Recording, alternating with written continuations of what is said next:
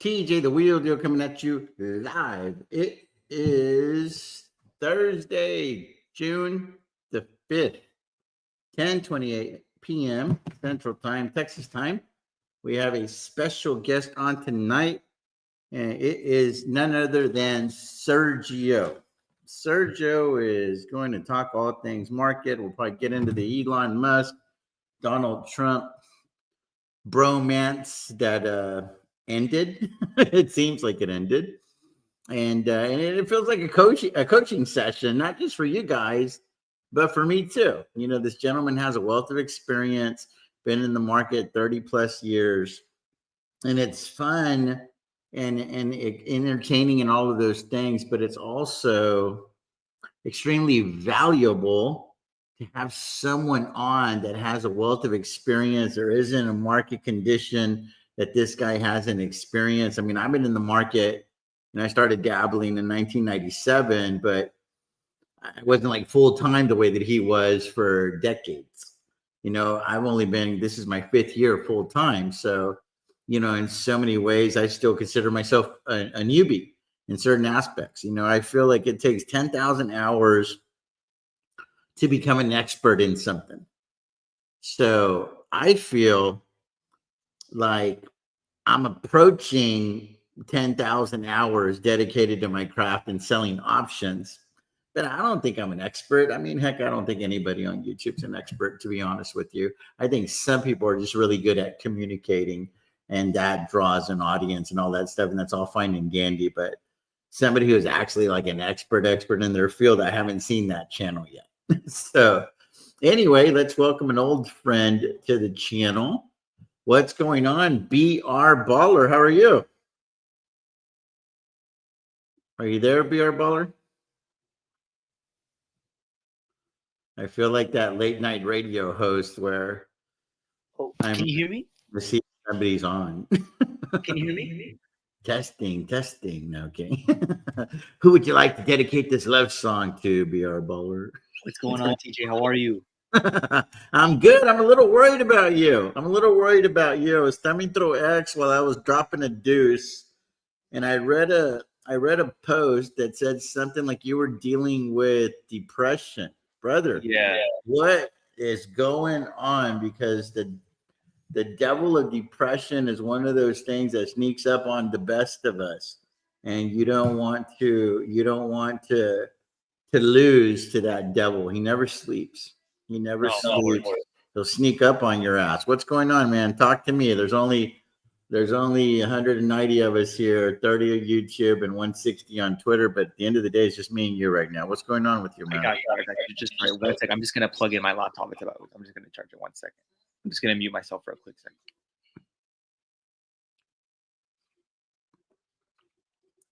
Y'all didn't think the call was going to get so heavy so quickly, huh? But, you know, depression is something that's very, very serious. It takes a big person. Sorry. I'm back. I just moved to a better spot because the other, it was too loud in the other room. Yeah. It takes a big person to admit that you're going through something like that, BR. So I want to commend you for that, first of all. No, of course. Let's add Sergio. Sergio, how are you? Excellent. How are you? What's going on, Sergio?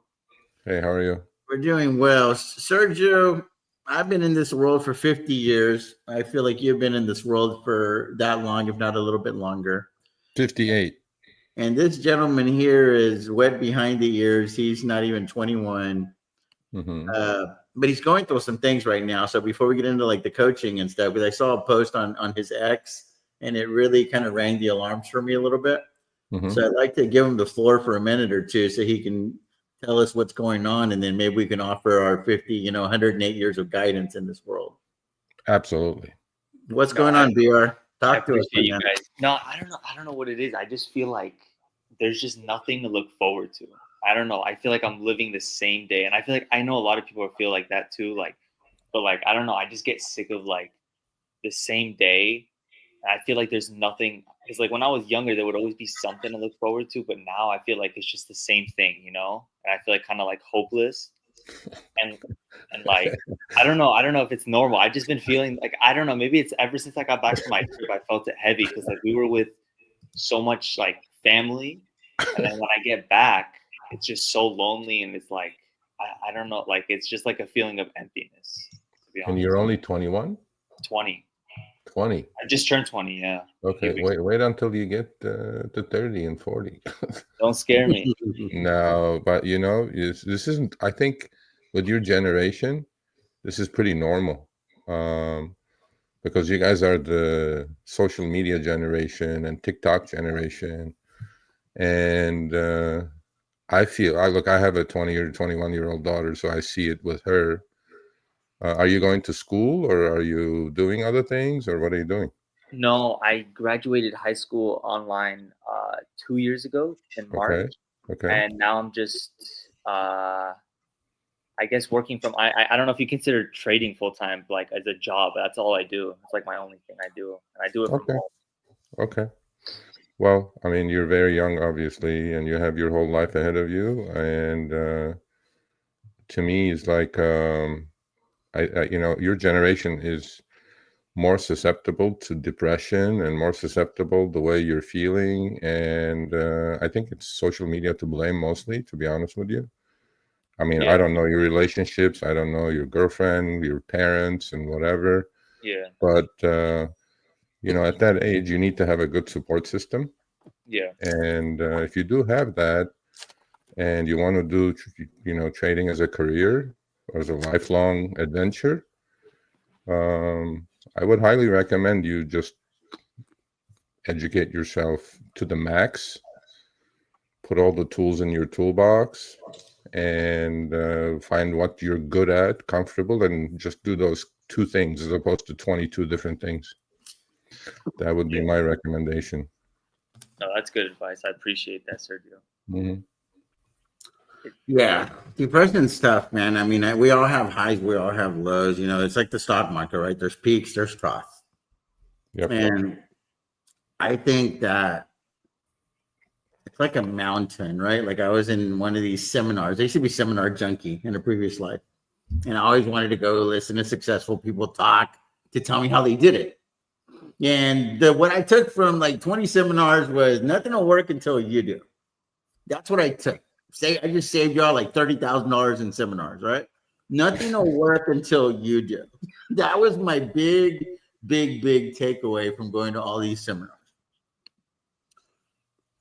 Yeah. But when you find something when you find something that you love to do and it doesn't feel like work, and then you can figure out a way to monetize it, you have won. Then on top of that, if you are fortunate enough to find someone that wants to do life with you and go through these peaks and valleys, the peaks and the troughs that they say in the stock market, you have won. And if you're going through a valley, if you're going through a trough, the deeper the trough, the higher the upside. It's like a mountain, right? Like the biggest valley is also the biggest mountain, right? Like it has the biggest base, the biggest foundation, and that's Mount Everest, right? There might be another one they could argue about it, but let's use Mount Everest as an example. It's the highest summit, but it's also the deepest valley because it's gotta have a big old foundation to support all of that. So I think that whenever you're going through something, if you use it as a learning experience, it could really set you up for success long term. So I would just say, just stay positive. Focus around positive people and focus on the things that are good in your life. And don't let the devil get inside of you and nitpick all the things that are not good in your life. Don't be the kindergarten teacher. This is something else that I got from the seminars. There's a lot of people that go through this life being kindergarten teachers. What does that mean? Little Johnny turns in a paper. He gets 9 of them right. And then he gets 1 of them wrong. And there's a big old X in red. And all little Miss kindergarten teacher wants to talk about is the one that little Johnny got wrong and totally destroys his confidence and self-esteem. But what about the 9 that little Johnny got right? So don't be the kindergarten teacher. But that's what they teach us in school, right? It's like, oh, why'd you get this one wrong? Why'd you get the, what about all the others that I got right? You know, if there was 100 questions on the test and I got 90 of them right, and you're just going to harp on me over the 10 that I got wrong. Facts. What's my incentive there? So focus on the good and only hang out with other people that are going to focus on the good and not just point out your shortcomings, because misery loves company. So don't hang out with other miserable people. If you're going through something, you lean on their positivity. Just like one day, whenever you're going through a peak and somebody's going through a valley, you're going to have to allow them to lean on your positivity, if that makes sense. Two negative people do not need to be hanging out. It's not like integers, bro. A negative and a negative equals a positive. It doesn't work that way in life. It just turns into one big pity party, bro. It's dangerous. Facts. People's energy are real too. They could really drag you down. I feel that. I mean, I agree with TJ 100% on that. You are your environment, okay? And whatever environment you're in, you're undoubtedly going to be attracted to that, okay? And the other thing is, we all made out of different cloth, right? We have different genetics, we have different backgrounds, we have all these things. And your chosen path, if it ends up being trading or investing or whatever it is full of hurdles and traps. And, you know, a lot of people, a lot of traders, I mean, I've been doing this forever, but a lot of people talk just about the financial part of trading. There is many different aspects of trading. Yeah. There's the mental part, which is as important as anything, probably. There is the emotional part, which is fear, greed, all these emotions, anger, right? I mean, the runs the gamut because it relates to money. And then spiritual part and how you meditate and how you get rid of these peaks and valleys. And you try to, you know, you in trading, you're trying to be like a dead man's EKG, basically, like a flat line. You don't want too much of, you don't want to end up being bipolar at the end of 3 years of doing this, or get an ulcer or whatever. And last but not least, the important thing is, for me anyway, confidence, right? In whatever you do, whatever we do, we could be the best athlete on the planet. They go through, you know, slumps, but what they do, they keep shooting, right? And, you know, Steph Curry may go through a slump or two, and, you know, but he'll keep shooting. He'll keep practicing. He'll keep shooting. Trading is just like that. You need confidence. And you could be the best brain surgeon and you kill somebody, your confidence is shot. Now you need to get back on the horse, though. So don't ever get off the horse. Just, you know, you may take breaks, but what you need to do, those 4 things, right? Your emotional state, your physical state, obviously, and, you know, your confidence level. You know, I've had periods that I don't feel confident, and I know that with physical signs from my body, like my lower back starts hurting if I'm doing something, right? If I'm in a cold period, because none of us are going to be 100 for 100. Impossible. Yeah. But what you do is you learn. You'll see those signs, and maybe that's when you size down and you slow yourself down a little bit, slow your roll, maybe turn the computer off for a week or two and then go away, do something else. Agreed. But you're so young, man. I mean, but I do understand why you go through what your generation goes through it. And because you guys have this instant gratification gene, you know, because you've grown up with this phone in your hand and you click on it and then you get something out of it immediately. Could be right, could be wrong, could be fake, whatever it is. Yeah. But, you know, make sure your environment is correct. Make sure your mind is correct. Make sure your education is correct. And the other thing you're just going to get is experience, but that takes time. You know, you can't buy or learn experience. You just got to go through it, hit some walls with it, and, you know, pay your tuition to Wall Street here and there. But that's why you're feeling what you're feeling, because trading, by the way, is very addictive. You have these adrenaline highs when you're winning, and you have your lows when you're losing. You have this adrenaline spikes going through you all the time, and that will depress you. You know, if you have a couple of bad weeks in a row, and then you feel like, oh, I have nothing to look forward to. Oh, tomorrow is just another, you know, same thing, same place. I'm like, no, it's not like that. And but again, you're so young, man. I wish I was not your age, obviously, but because you guys you guys are going to have some issues going forward at that Yeah. age. You know, AI is coming, and it's going to make most of your generation feel useless probably. But Yeah. again, TJ is right. Surround yourself with people who you can benefit from, as opposed to, because negativity sells. Everything is negative. Everything out there is negative. It's all negative. It's like, you know, TJ, we should, you know what we should do? You know, CNN, right? Which I don't watch at all, but we should start a network. We should start called GNN, Good News Network. Yeah, I call Only fucking put out good news. Like, this brain surgeon saved this guy's life today. This police officer saved this person's life today. All good news. You think we'll sell? We probably won't. We'll probably go bankrupt. No, there is a country station, and they have a segment every morning called "Tell Me Something Good," and then they do something good in the world. Because my wife comes at me with this negative shit that comes across her feed on her phone, and I'm like, how does that benefit my life?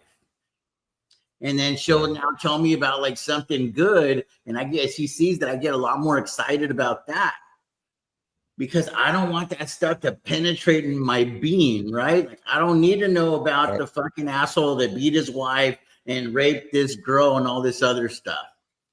I don't need any of that shit in my life. That doesn't help me to win. So I'm going to give you the words from the late, great Greg Ortiz, may he rest in peace, one of my best friends, brother in Christ, spiritual mentor, all those things.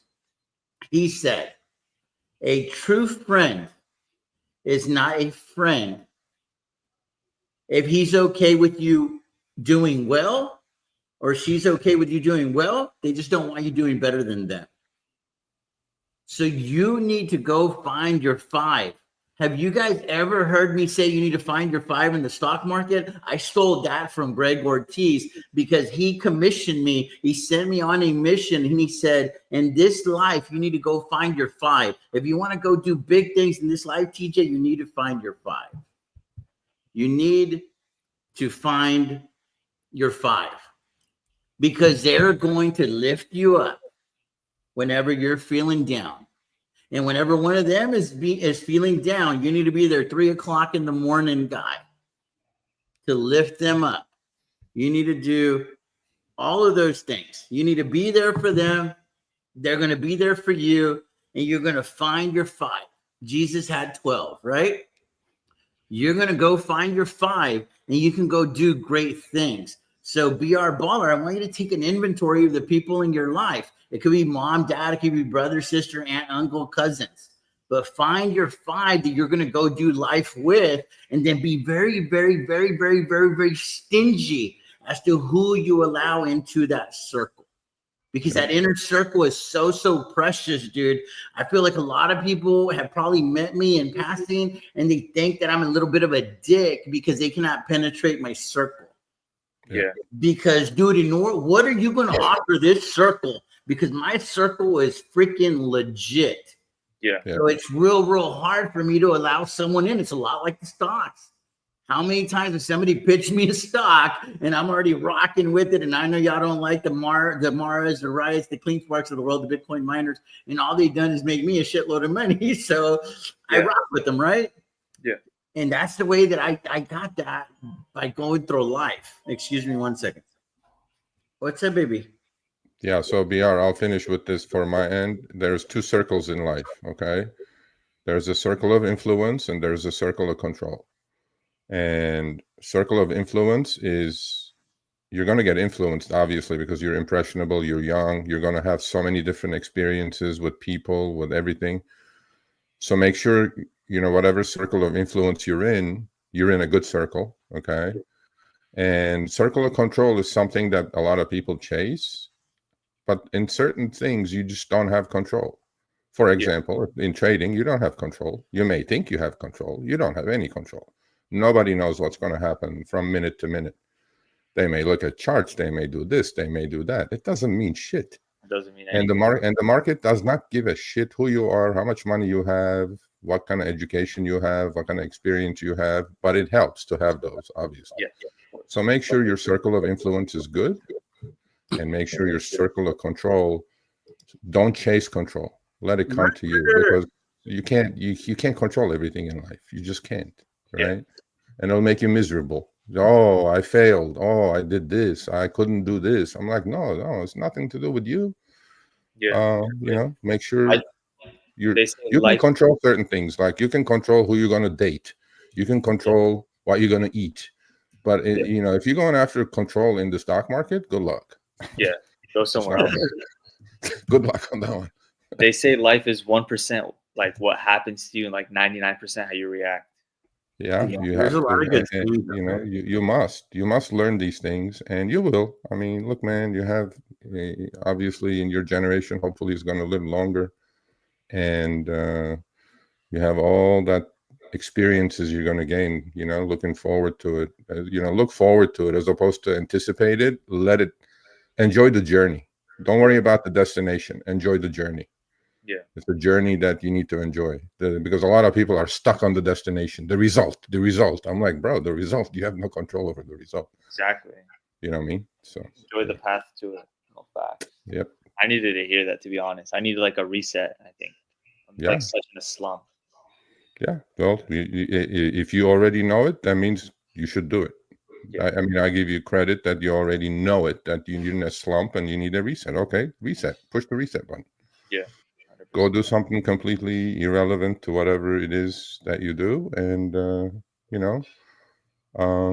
to me, it's, look, you get to this age, you live and you experience things, and every little human that you get in touch with leaves an impression on you. But then you need to sift the noise from reality, right? Yeah. And you need to be able to have this tight group of friends that they go to war with you, that have your back. And those will be, they'll be like good time friends. And then there'll be these 3 or 4 or 5 that will back you up irregardless of what the situation is. And, you don't need too many friends. You just need those types of friends, because good time friends come, good time friends go. And that's what all I can tell you, man. But good luck to you. I wish you the best. No, same here. Thank you. I appreciate that. Absolutely. Peace out, lurker. Well, let's get into it, guys. What happened in the market today? I'm chilling. I'm cruising. The wife's like, make sure you pick out your stuff because we're going out of town and all that stuff. So I'm like, baby, if it's got a little horsey on it and it fits, we can take it, right? In other words, just go grab the shit that you want to grab. I don't care. Most of the stuff in my closet has a little horse on it. So if she got the stuff ready, I picked out the chanclas because, we're going to the beach. So it's shorts and chanclas and one of the bucket caps. I love it. The bucket hat. I love it. I love those kinds of vacations. So anyway, I started seeing through the WhatsApp group that Donald Trump and Elon Musk broke up. Essentially, this bromance is over. So who can give me the short version on what exactly is going on? Because it's my understanding that Elon stepped in with Doge. They found a bunch of money that was being misappropriation of funds, if you will. And then essentially there's this big, beautiful bill, and there's a lot of crap in there that's going to eventually even raise the debt more, probably approaching $40 trillion. And Elon Musk is like, hey, I thought we were trying to go the other way or something to that effect. And then Epstein got thrown in there and all kinds of shit. So the question is, if somebody can cue me in on what's going on, because I'm not really abreast of the situation. A, B, will they kiss and make up soon? Like, is it going to be one of these off again, on again relationships, or are they done for good? Who wants to take it? You know the taco trade, right, TJ? The what? I'm sorry. The taco trade. No, enlighten us. Oh, you don't know? Some I can't cuss here, right? Never mind. So some oblivious journalist asked Trump a few days ago about the taco trade. Okay. And Trump goes, what the heck is the taco trade? He goes, well, you say something and then there's the taco trade. Taco is the acronym, stands for Trump always chickens out. Wow. They literally asked him this in the Oval Office. And then the next day, what did Trump do? 50% tariffs on on steel and this. You're messing with the wrong guy. So my short synopsis of this is this. Elon went in there like he went in there with Twitter, with the sync. Remember, fired 7,000 people, and Twitter is still working as well as ever with 2,000 people, right? Mm-hmm. He went in there with these expectations of, I'm going to do the same thing, clean the house.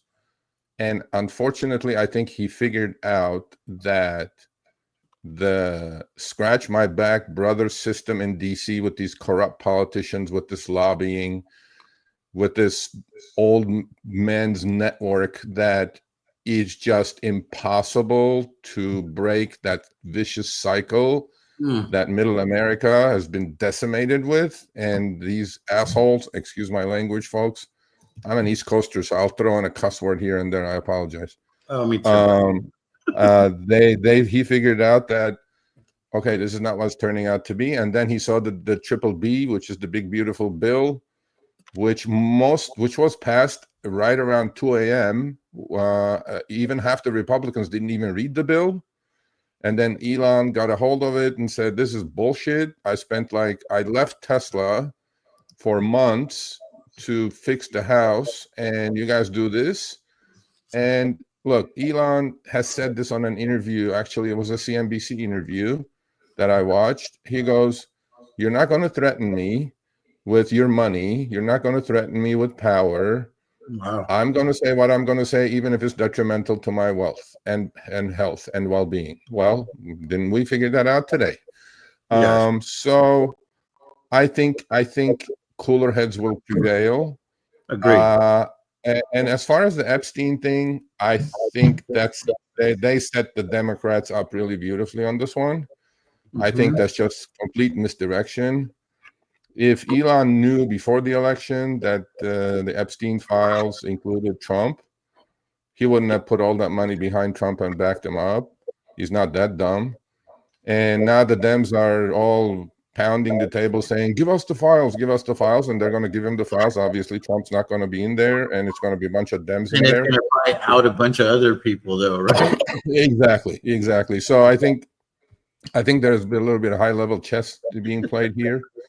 I am honestly thinking Trump and Musk may be done, but I think this will wash over just like all the other tariff stuff. Because look, you have to be honest with yourself here. July 2nd is coming up. That's the 90-day delay on the tariffs, right? How many people have come to the table? How many people have signed deals? None. So I'm looking at this as a little bit of a misdirection. You know what I'm saying? And I'll finish with this. There was a great joke on Twitter, and Twitter was full of memes, as you know. They said they both have been married 4 times, and all 4 times didn't end well. So they were married to each other.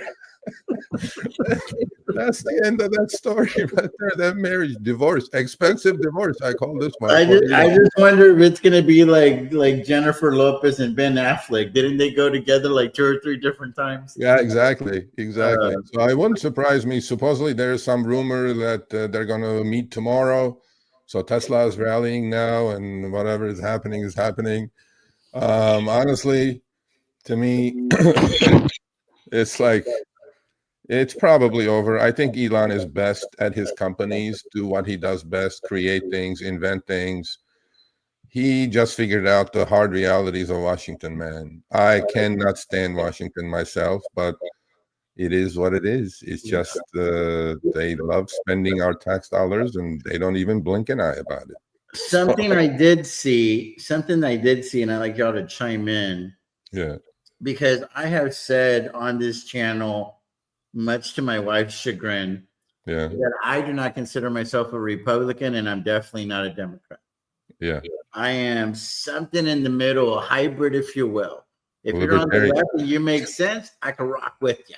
If you're on the right and you make sense, I can rock with you. Yeah. And then I've called myself a logical. Yeah. And then this word rational party this rational party got thrown out today. And don't know what's going on. I'm a little bit late to the party, but if it represents 80% of the people, I'm very interested in this rational party. Was he just again talking out of Elon's ass, or what's going on with this rational party? Because I was ready to go cast a vote. You know what I'm saying? Like, Yeah, man. But common sense party. You know what I mean? It's like it's common sense. My kids. Why are you mortgaging my kids' future with $38 trillion of debt, man? It's just not. And then we're going to add with this triple B bill another 3-4 trillion to it. And you can tell what the market's already telling you. Gold making an all-time high, Bitcoin making an all-time high, all this stuff, all the hard assets doing what they're doing. They're not buying any of this bullshit. And Elon, I think Elon was very disappointed that all that effort, all that time he put into it did not result in anything what he was expecting it to be. And, he thought he could run the U.S. government as a corporate entity, and he figured out it's just not possible. right. And back at work. There's way too much corruption, dude. There's way too much corruption, and then I think that people, when they start realizing whether it's the left or the right, if there's a way to pad their pockets financially, I think that it's the money party, right? Politics is, to me, the name of the game for politics is it's a rich man's game, and the name of the game is to get rich. How do you do that? You fake sincerity. The name of the game is to get richer, and you got to be able to fake sincerity. You have to make the people believe that you're for them, and I just, again, this is just my little view, myopic, if you will, but I just have a real hard time believing that people run for these offices out of the goodness of their heart. Call me a skeptic, call me a cynic. I think they do it because they know that it's a real nice way to push their agenda and pad their bottom line. Because I don't think it's a coincidence that these people go in with this net worth and they come out with that net worth, right? Well, so how does that work? $150,000 a year salary. Examples are plenty. I mean, we don't have to name names, but examples are plenty. Last year, including Republicans and Democrats, there was a list that I put out on my channel. It was like 50 people, 50 House members and senators, and they traded more actively than me, and they beat every hedge fund by 3x. So there you go. I mean, if you're sitting on the Senate agriculture bill and you're going to pass some law, of course you're going to go buy some deer. You know what I'm saying? Yeah. So look, these people, TJ, the senator gets paid, I think, $200,000 a year, if I'm not mistaken. Yeah, their salary, right? Yeah. Yeah, 175, and then to get elected, they spend like $100 million during the campaign. I mean, there must be something. That's what I always wondered. Like, how do they get an ROI? Because all of those people giving money, they're like, "Hey, you're going to pass X, Y, and Z bill, and that's going to go make my oil company billions and billions of dollars." So the few million that we gave you to get elected to drop in the bucket. And exactly, 100%. I mean, look, last year to lose, I don't want to sound so cynical. Kamala Harris spent $1 billion. I was like, and you lost? Holy crap! That was like the ultimate shopping spree for her, dude. She's a woman. I think the problem, Elon, is that Elon's heart is in the right place, but what he does is so when he went with Trump, all the leftists went nuts and burned his cars and dealerships down, and then now he's going against MAGA. So I'm going like, man, he just made the wrong choice here. He's just pissing both sides off. But look, this will all blow over too, I'm pretty sure. So it's like, I hope so. Tesla is up over 300 in the aftermarket. Is it? Yeah. Well, we'll see. There's 12 hours to go. So let's get into it a little bit. Sergio, as you know, I've been navigating the largest trade of my career with Tesla.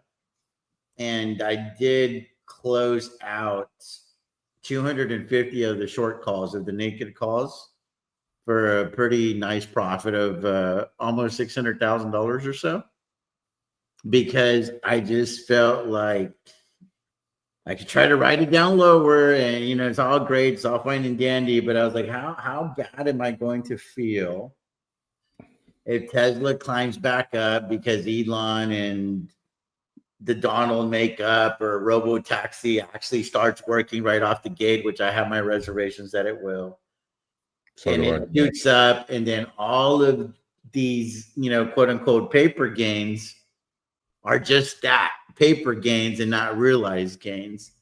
So I'm already getting clobbered on the short puts. I'm already getting clobbered on my long call. Well, let me at least lock a big part of this win over here. And then if it were to go on the seesaw and go back up again, I could potentially sell them again, but even for a higher strike price, and go grab all of the money back and all this other stuff. So I concocted that scenario, and I pulled the trigger. And dude, when I pulled the trigger, Sergio, mind you, I had already covered the position, pseudo covered it because I had bought 500 leaps. Yeah. I was like, it felt like this weight had been lifted from me, and it's just like, I don't know, it just felt good. You know what I mean? It felt good. So I want to talk about the experience with Tesla, because I've learned a lot during this experience, and I'm still going through it, right? Yeah. But I want the audience to learn, because the biggest lesson that I feel like I've taken away from this thing is, don't trade too big to where you find yourself having to look at the position a little too often. So whenever I bought the long calls, I didn't have to look at the position anymore, because all the pressure was to the upside, right? But then when it started going to the downside, luckily there's plenty of money to take ownership of the shares, and babysitting puts for me is easier, right? Because you lower the strike, it gets cheaper, all that stuff. But nonetheless, it was even though I feel like it's going to work out, it's already starting to work out. Okay. Obviously, we're early in the game. But the one thing that I've learned is that position should have probably never been more than 200 max, 250 short strangles. It should have never been 635. The last time we were here, we were at 635 on the short calls. So I don't want to take a victory lap and act like I did everything by the book, because I broke a lot of rules and I've gotten away with it for the most part. But I think that you can still learn, because they say a lot of people will learn from their mistakes. I think that the real good people can also learn from wins that, quote unquote, maybe they didn't deserve, if that makes sense. Yeah. Well, so, I look, I know I follow you, but not as closely as some of your members and subscribers. So I recall this Tesla thing, like the strangles. You were way different strike prices, correct? Like 220 puts and 3 something calls or something like that, right? At the start, the original strangle, let's say. The original strangle was 240 on the low and 3. It was wide. It was like 380 or almost 400 on the high side. Okay. And so my thing to you is, and this, I don't think the size was as large as what you had, right? I started with initially, because I had 6,500 shares, right? Yeah. Initially, I started with 35 because I was trying to get to 10,000 shares. And then I was concocting the thesis the entire time. And everything starts with me, everything starts with the thesis, right? And what was my thesis? And it's still the same thing, by the way. My thesis has not changed. Tesla is way, way, way overvalued. If there's ever a stock that I feel like the premiums are juicy enough, and I feel like I can get away with selling some naked calls and a short strangle, a naked strangle, if you will, because you don't own the shares yet. Covered strangles when you own the shares. I feel like Tesla, I can be real wide, like about 150 to 200 wide, from the put and the call. And there's still some really, really juicy premiums, and I have a big fairway there to kind of keep the ball in play. Okay. So, and of course, then Tesla started doing Tesla things, right? Like Tesla started going up and up because of the freaking robo taxi, and everything's looking peachy and creamy. And mind you, I'm putting this up, and they just announced year over year, like negative, like 70%, right? And I'm like, how in the hell is this stock like just continuing to go up? So this is where we landed, Sergio. We have a new strangle at 50. This is 718. I haven't done anything with this. Got paid 100 grand for this, and it's 300 on the put, 420 on the call. So there's that.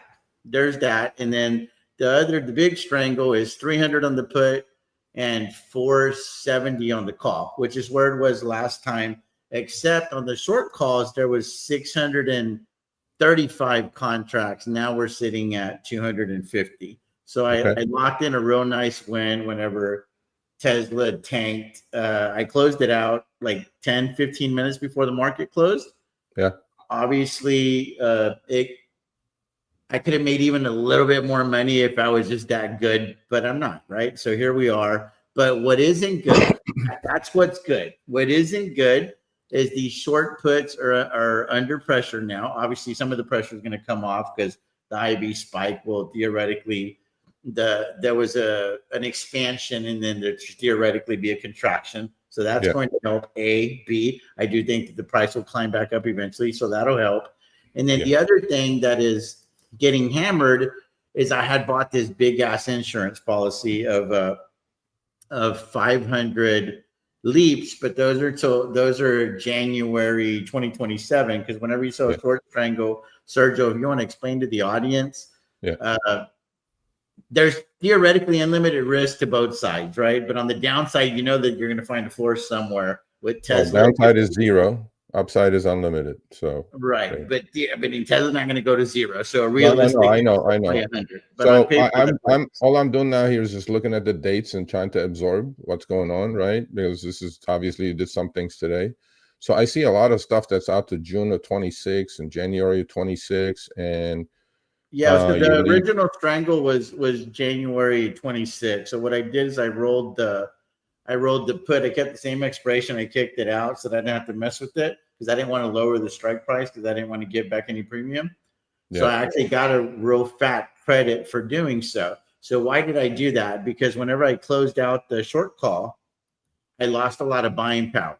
When I rolled the put, I got credit back, and I got like 90% of my buying power back. So that's why I did that. I did this one first, and then this one. This one was already there. This one's been there for 2 weeks now.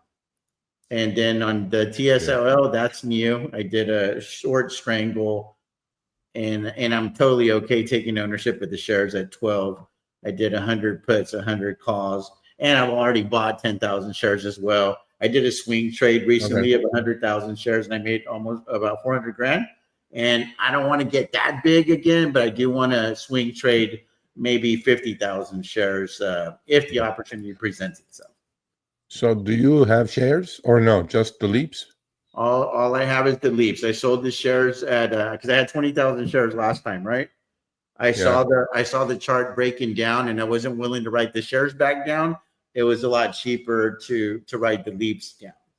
So I replaced the shares with the leaps, and I freed up about $2 million when I did that. Okay. Well, I think my 2 cents about what happened today. Today, hopefully your audience understands what a gamma squeeze is, and today was on the put side. So I have a chat group that I deal with on my channel, and I'm trying to educate them with how you diagnose a gamma squeeze on the way up and on the way down. And in order to understand that, you have to understand what market makers do to hedge themselves. So if you look at tomorrow's expiration, and literally tomorrow's expiration, June 6th, okay?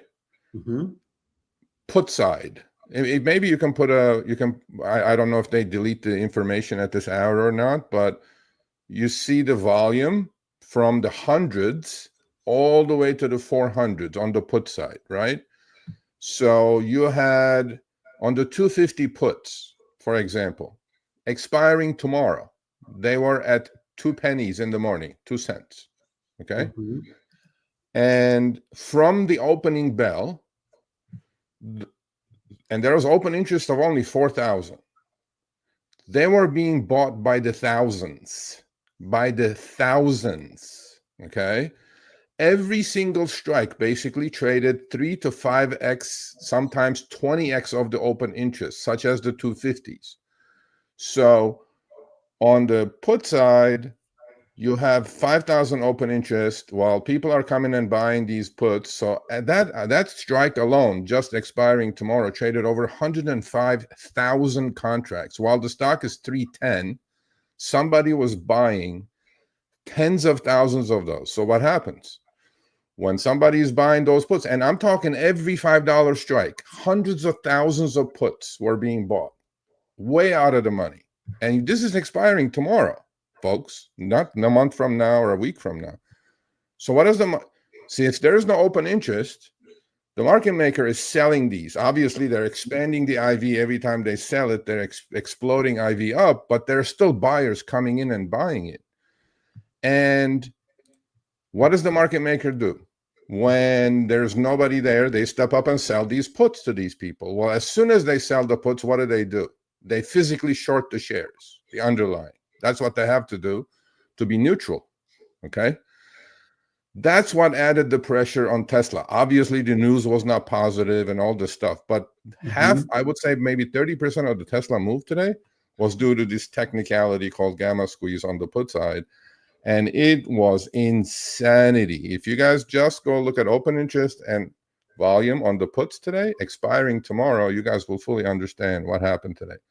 Now, the dealers and market makers shorting the underlying because they're selling the puts and they're not going to stay naked exacerbated the moves, obviously.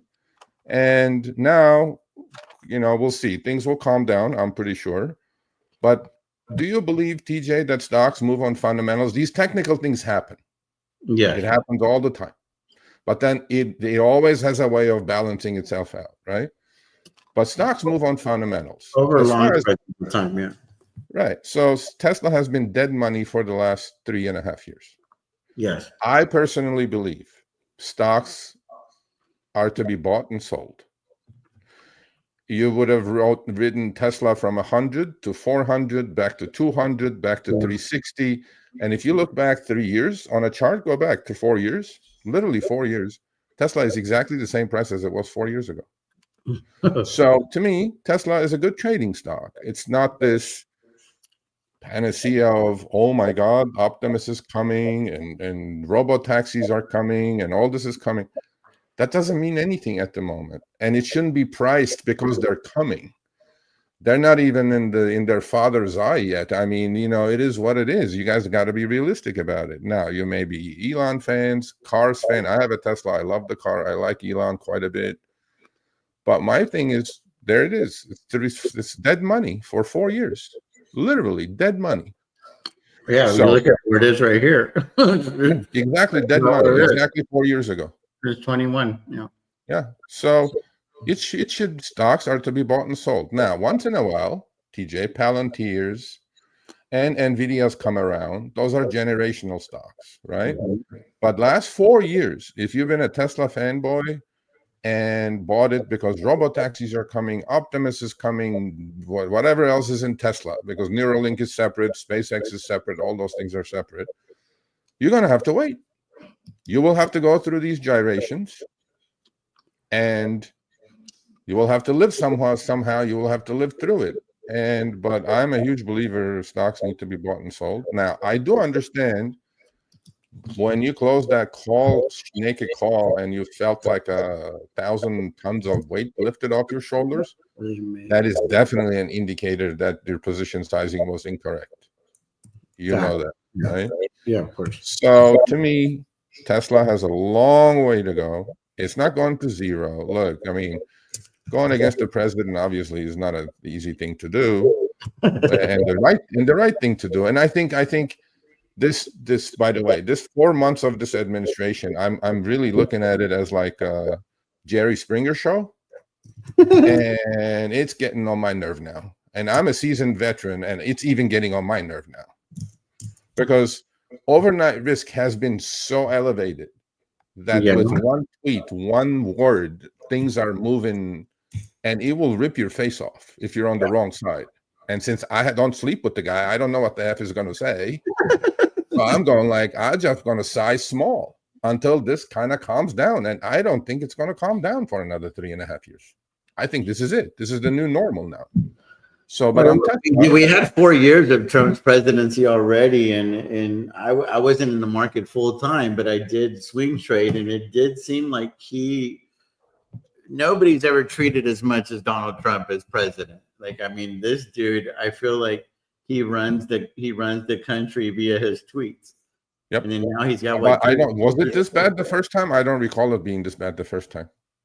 It got real bad. Well, obviously, what he dealt with COVID there at the end, but yeah, I don't think it was this bad. This time is tariffs. I remember the meme that said your technical analysis is nothing to my tweets.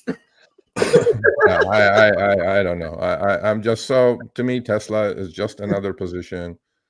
I actually overnight I bought a couple hundred TSLL calls expiring next Friday. I thought it was a little overdone technically in every which way, and maybe I'll make money, maybe I won't, no big deal. But my goal on Tesla is watch your levels. Today was an aberration. It'll settle somewhere, hopefully, around the 300 level. And I agree with you, though. I think Tesla is overpriced until everything else is going to start bringing in revenue, actual revenue. Then. Yeah, but when is that realistically, Sergio? When is that realistically? Like when would robo-taxi really add to the bottom line? I understand the market's forward-looking, but it ain't that forward-looking. So are we talking 27 that it does anything to the bottom line? Because Optimus is what, maybe 2030 when would it really do anything to the bottom line? Or is it just going to make Tesla more efficient? Like, when would Tesla actually start selling robots? I mean, I have you're getting cut off, by the way. Do you know? Do I what? I'm sorry? You're getting cut off. I don't know if it's your Wi-Fi or my Wi-Fi, but one of us is getting cut off. I'm not sure. Everything seems fine on my end. Can you guys hear me? Okay, so Tesla Robotaxi not going to be additive or accretive for at least 3 to 5 years. I know this industry really well, so bear with me, folks. The autonomous vehicles are coming. There's no ifs and buts about it. They're coming. The fact that yesterday they floated the news that an FSD, full FSD, killed a grandmother of 71 years old. They floated that. This happened a year and a half ago, but the Bloomberg floated it yesterday. They finally got the video of it. And obviously that started the ball rolling. And with what happened today with the divorce, it got worse, obviously. Optimus, Robotaxi, both wonderful things. Both will change human lives, obviously, for the better. But I don't think they're around for another 3 to 5 years. And there's no way you can price a stock in with some sort of kind of help that's going to come in 3 to 5 years. But it will happen. It will definitely happen. I mean, autonomous vehicles are coming. They're safer. They're better. Save lives. All these things will happen. But do much? Do you use FSD in Los Angeles, Sergio? Yeah, I do. I love it. How does it do over there? Because relatively speaking, I'm in a small town. Now, I did use it when I went to San Antonio. I don't know if anybody's been to San Antonio, downtown San Antonio, Texas. It is a very confusing downtown. Like a lot of the there's like the one ways and all that stuff. Like a lot of downtowns have, but the actual downtown itself is very counterintuitive. Like where you think the street should go, it just doesn't go. Yeah. And I've always had a hard time navigating downtown. So I said, screw it. And I put on the full self driving and just kind of like hope for the best. And dude, Tesla navigated downtown San Antonio like nothing, dude. All of the construction, everything. The only thing I did not like is that it takes turns very quickly, very confidently, if you will. And I'm like, bro, dude, like you have hardware 4 and the newest version, I'm assuming, right? So if you own a Tesla that's 2023, you have hardware package 3.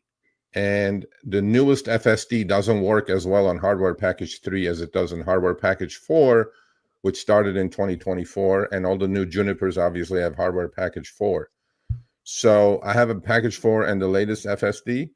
Our downtown, when I used to drive myself, is LA downtown is an impossibility. Like all one-way streets, no left turns, no right turns. Like it figures it out really well.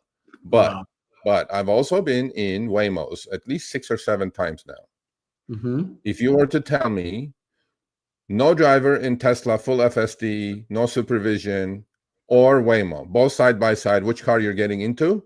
I'm probably going to get into Waymo because they map out every little place that they've gone. I'm definitely getting into Waymo. Yeah. For now. Me too. No, me too. So. And I've been in Waymo. I've been in a Waymo, and it does make a lot of right turns, though. I don't think that the Waymo I was in made a left turn. Well, there is a reason for that, by the way. National Highway Transportation Bureau, there's a statistic that 90% of accidents happen left turns. Yeah. With the head on. That's why they said if you do make 3 right turns, go around the block, it's a lot safer and less accidents. That's true. So, look, I think Tesla is a good trading stock. Will it go to wherever it's going to go to because of robotaxi shortly? No. It got pumped into the news. We talked to, I think I was on maybe a month ago with you. Yes. Is it going to be, I said it and I remember it. I said, is it going to be buy the rumor, sell the news? Right? Yeah. And this, nobody expected the divorce. So we didn't know anything about it. You know? So that was the overnight risk, but I think it was probably going to sell off maybe to 300 levels. But I mean, the divorce killed it. I don't even know what the low was on Tesla today, 260 or something, some ridiculous number. And so, yeah, but look, Tesla is a great company, great leader, great brains working there. It's expensive by any comparison, but then those metrics thrown out of the window, I mean, at the moment, I look at it as a great car company, but now they're not selling cars either. Now that he's pissed off both sides. So the owl lovers and tree huggers are not buying his cars because he was with MAGA. Yeah. Now MAGA is not buying his cars because now he's against Trump. I'm going like, wow, this is unbelievable. So we'll see, man. But the only thing I'm hearing, Sergio, is volatility, and as a premium seller, that's good news. Yeah, it's good news, but on a day like today, with adequate pricing and studying the technicals and picking your spots, I'm not saying go all crazy. Yeah. And well, on a TJ, on a day like today, if you're short puts, you got your face ripped. Okay. Yeah, but if I recall your original position, what would happen if you just didn't add and leave the original position on and let it just expire? Why did you go more contracts and roll further out as opposed to just to leave the original position alone? And you're in between. Yes, you're getting close to the call side, but my rule of thumb is when I get really close, the way I roll, I'm trying to find the history to see where I started. But go ahead. I think you'll be just fine. But the way I roll, by the way, so let's say if I'm short the 350 Tesla calls, and when I sold them, I took in $20 out of it. Okay. When Tesla, so 350 plus the 20 is 370. If Tesla is 370, that's when I will roll. That's always been my rule of thumb, and it always works. But to me, it's like these moves that you have, look at a $50, $80 range, you're going to be whipsawed both sides. You're going to be wrong on the downside. You're going to be wrong on the upside. But then it's like running the football. You just run and then a big pile up and then you just went 1 yard. At the end, when you look at it, and I'm not saying be like an ostrich, put your head in the sand. You obviously need to watch because your margin levels are going nuts when the stock is going down 50 points and you're 30, 40 points in the money on the put side. But position size correctly and let time work for you, man. Because if you don't size correctly, what will happen to you will happen. That is like you will have to make a move. And personally, I don't think you needed to roll out and up and size up. I know why you're doing those things, but to me, it's like with your Palantir, right? Last time I was on, I love that. I put it on myself, and most likely it's going to expire worthless. I felt like that was your best trade. According to Grok, my best trade is SoFi, but Palantir is number 2. Well, So SoFi doesn't move like Palantir, though, and it doesn't have the premiums of. no, but the reason that SoFi came in as the best trade because it came down to like cap requirements Yeah, and of course. the money that it's bringing in because it isn't asking me for much capital, and I brought in $600,000 on the puts. Yeah. But Palantir is sitting at 110 on the put and 150 on the call, and I like, man, I'm not even exaggerating. I don't even look at that position. Unless I get like the other day, I got a notification, or it might have been today, when Palantir was down quite a bit today. I'm looking at it on the background. I think it was down like $10. Yeah. And then somebody in the chat said, "Why is Palantir down like 5% today?" And then I made a joke. I was like, "Y'all are sounding like a Mitch channel," because they'll have like the Palantir ticker on for like an hour. And I'm like, that stocks go up and down like just about every day, right? So I didn't know. By expiration, Palantir will probably like 125, and both sides will expire worthless, and that'll be the end of that story. That one feels good, and it's collecting. It's doing its thing with data. It's got How far are you on those? When are those expiring? Let me look. Hold on. I'm actually trying to get. I put the Junes on. I put the same ones as yours, 110, 150. Actually, not the next morning, but morning after that, I go, I gotta put that on. Yeah, remember I asked you if you had done. I was like, I mean, that's like, I won't even roll that. By the way, I mean, if I get assigned, I get assigned. I'm good with it. Yeah, no, I rolled and kept the same strike so that I can because it's bringing in $200,000 a month. Yeah, I won't roll. If I don't get assigned, is it showing up or no? Yeah, it's showing up. Okay, so Palantir is 43 days from now, and it's 110, and 150, and the put is under pressure right now, but the call is doing pretty well. And if I look at I always look at the deltas just to see if I'm decent on the delta. So I've got a 28 delta on the put, and I've got a 19 delta on the call. So it seems like if Palantir shot up like $2 or $3, I'd be like right in the sweet spot. Yeah, I think I did the Junes. I took in a lot less money, but then I was in the Junes. Yeah. So this is the tasty trade theory, right? The theory is you roll 21 days out, and I rolled this like literally 20 or 21 days out because then when I'm 20 to 21 days out again, I could theoretically close the entire position if I wanted to, and I would capture the initial 100% of the first trade, right? And you never deal with tail risk and gamma and all this other fun stuff. Yeah. So that's the tasty trade theory, if you will. And I was just like literally textbooking it. I had that gentleman option. Like if tasty trade theory, when stocks like Tesla are moving like that, that all those theories are out of the window. Trade. This is a TJ trade, not a tasty trade. They would never do this trade. But Palantir, I'm hoping to keep this on, dude. I want to 21 days from now, I'm hoping to roll it again, and then depending on what it's doing, maybe I'll adjust the strike price $5 or so. But I think that I can keep this party going for a while because I think that people love Palantir so damn much. It's going to have a real hard time going under $100. Again, everything that I do is based on a thesis, right? And I've started to like just follow Palantir more and more because I stopped following the company when I sold the shares in the $80 range. Yeah. And then I got back into it, and I came to this conclusion that Palantir is extremely overvalued today, but this is what we know about the business today, right? So you're paying these crazy PE ratios, but if they morph into other things, 5-10 years from now, it might potentially feel like a steal of a deal. And I think that's why people just, dude, they don't want to sell these shares. Well, there's so many people sitting on a 10x right now on Palantir, dude, and you can't even talk to them about potentially selling. Absolutely, or trimming the position. And I'm like, dude, that's a lot of staying power right there. So I don't have my hat on today. They have a fit when it goes from 130 to 120. What is wrong with you? I was like, what is happening here? It's like, you know what I mean? But no, I think for safely speaking here, without being financial advice, I think Palantir has to go sideways for a long while for the earnings to catch up. And I would say 100 to 150, that corridor right there, I think it's very reasonable to keep doing it over and over and over and over until it doesn't work, until it breaks one way or the other. We have some new risk though. We have 50 risks. Nah, nobody's going to throw Elon out.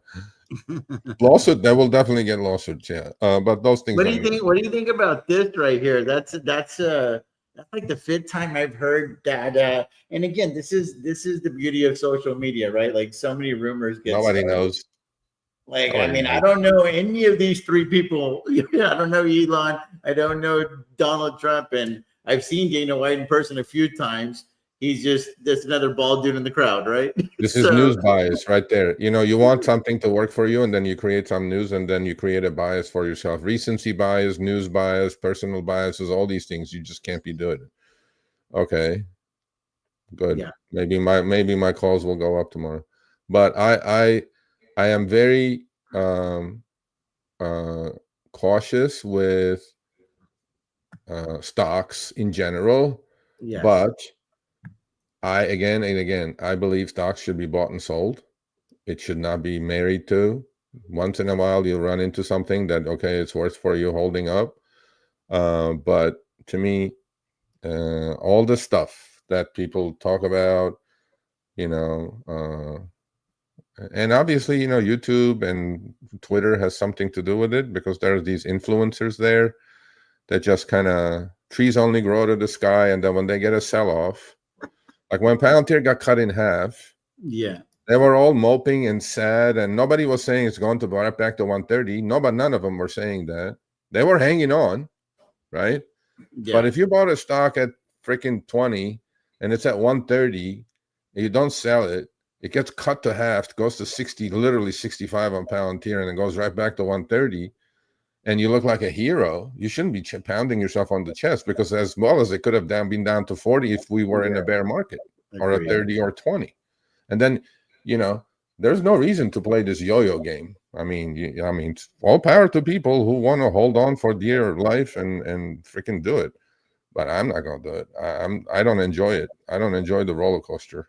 Yeah, and I sold my shares. I was talking to one of the members. I did it during a FaceTime, and it was just like, I'm not willing to ride these shares down. It was like in the high 70s. Yeah, and I was like, so I have to figure out another way to play it down the road. I bought some leaps. I made like a few grand on that, and then I wasn't comfortable there. And then I landed on the strategy that I'm at now, and it's one of the most comfortable trades that I have on there, aside from SoFi. I've got the 3,000 short puts at 13 in January that paid 600,000, and I don't even open that position. Brokers talk to me if SoFi's at 13 in January. I just don't think that it will. Again, everything that I do is based on a thesis that I have with the underlying. And I'm also, full disclosure, I have over 500,000 shares of SoFi. It is my highest conviction play under $20 by a country mile. Well, stock did really well today, right? With the sell-off. Dude, it was like the only thing green in the market for me. Yeah, no, well, no, I had a couple of greens today. I mean, last time I was here, I told you about Oscar Health, OSCR.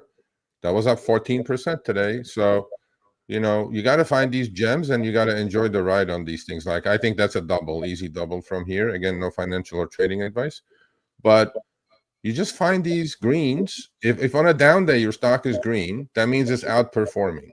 Yes. What will happen when the market turns up? It will, of course, keep outperforming even more to the max. Even more right? so. Yeah. My stock was green today. Yeah. Well, you're General Mills, right? Are you still General Mills or no? Yeah. No, I'm not that fast with it. I wish it was moving faster. It doesn't move much, but I listened to you and the other guy we were talking on last time. It was Friday. You guys were saying like, no, yeah, and the other guy, the other kid, Dallas Matthew. Yes, and then you guys were saying, oh, if you're so bullish, you should put like more than 10%. So I put a pending order to do 100 grand of cash secured puts at 52.50. I'm just waiting for that to fill. But I listen to you. I think it's better. I'll get premium because I don't have any income. I'm just waiting for my payday. So why not get, little bit of premium. Oh yeah, I did too. I'm looking at it. It went up. I mean, 20.27%. Hey, it's better than a kick and then a poke in the eye, right? It's the So, Yep. best stock in the world. so talk to me through your play, Sergio, because I really look forward to, and I want to give you a shout out. You do it's 2 times a week. I don't know the exact day, but you do a screenshot on your channel on the community tab on YouTube, Yeah. I do it. No, and I do it 3 times a week: Monday, and Wednesday, and Friday. I screenshot it and I study the plays to see if anything catches my eye, right? So that's like Wins, losses, all there. So read them and weep. That's about it. As transparency as it gets. So I started the nibbling into Webull now, right? Because I I had saw a it. I had a short Pony AI trade versus long WeRide trade. So that pair trade worked out. Pony AI was 20, WeRide was 7. Same company, same shit. Now Pony AI dropped to 13. WeRide is up to 9, 8.5, 9. So that pair trade worked out well. I just started nibbling into Webull. I have some synthetics on. There is warrant clearance coming up, so after that the pressure will be off. But when Webull did come public, well, not public, through SPAC, the first day that thing went from 9.5 to 80. And now I started selling some 12.5 and 10 puts and buying some calls. So I like putting the synthetic on them, but I'm willing to get assigned and I'm willing to own the shares. Yes. So so I'm looking into that. This is what I'm talking about right here. That's my there you go. That's Webull and Do you want to EVgo. talk us through your book, if you will? Oh, sure. Yeah. Okay. So Webull, I just started putting the position on. So short 25, 12.5 puts. I like selling deeper in the money puts when I feel aggressive. So basically, I want to get if I do get a sign, I'm willing to take it. But so with the credit that I took in, obviously not all of it, maybe a quarter of it, I put in a synthetic long or I put call debit spread in case we do shoot up. I want to participate. This goes out to July. EVgo, simple, just shares with cover calls, what are expiring tomorrow. Oscar Health, short. Is EVgo like that, like charge point? Is that what they do? The what? Is EVgo like another charge point? Like one of those charging charge point. companies? Yeah, exactly. Yeah, earnings came out. Catalyst was good. I bought it right. I'm going to hold on. Oscar Health, big move on Oscar Health today. So I don't know if this is from. Yeah, it's from yesterday. It's pure synthetic going out to July. Short 15 puts, long 15 calls. Pony AI. I'm in a put debit spread. I mean, if you look at it today, completely different actually. These positions, I was short SPX. Well, I started dabbling into zero DTEs, by the way, because I follow this channel called Quant Data, and they don't look at charts or anything else. What they do is they analyze DEX, GEX, and most valuable contract, and it's been really working out well actually. And I'm long WeRide. I trimmed the position to 2,500 shares from 4,000 shares with the cover calls, which are just bleeding to nothing slowly. And Can you give us an elevator pitch on 40% WeRide? Huh? Can you give us an elevator pitch on WeRide? Yeah, WeRide, Pony AI, both Chinese autonomous vehicle companies.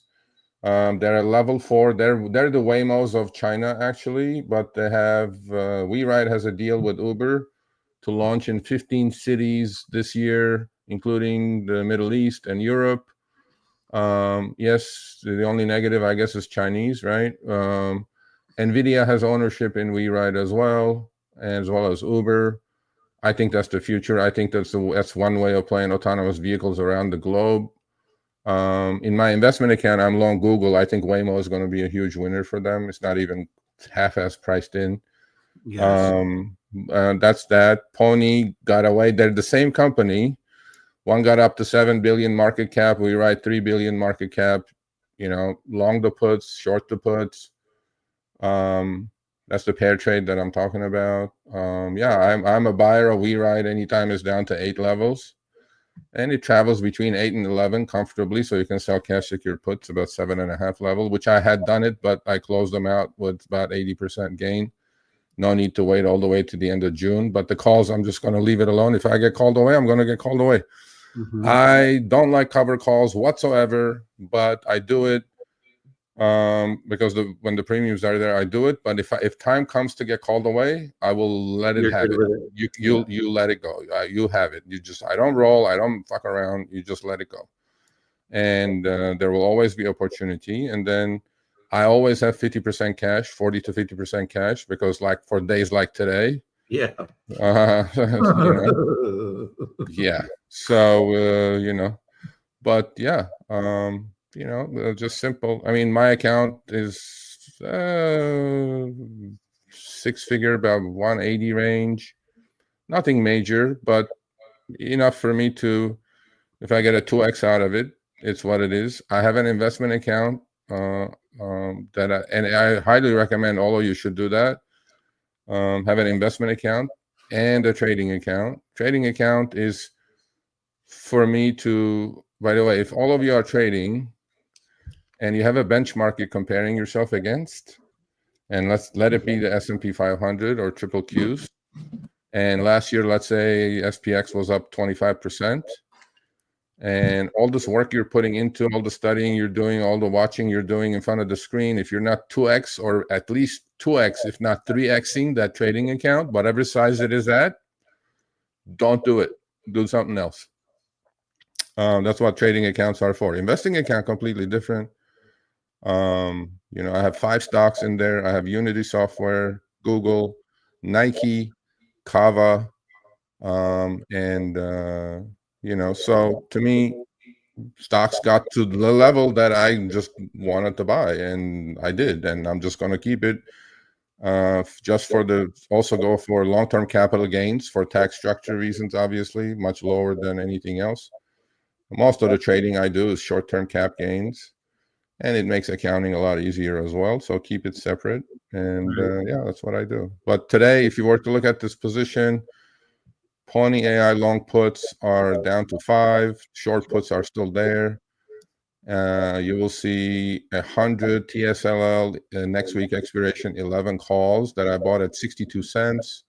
Hopefully we'll make some money tomorrow with those. Those just straight out calls, directional bet. EV goes still the same thing. Oscar Health had a massive update today, so that position completely flipped. Stock is at 1620. I'm short the 15 puts, long the 15 calls. Oh, nice. So that position absolutely fired today. So I had a nice green day, maybe 4% range. So it's all good.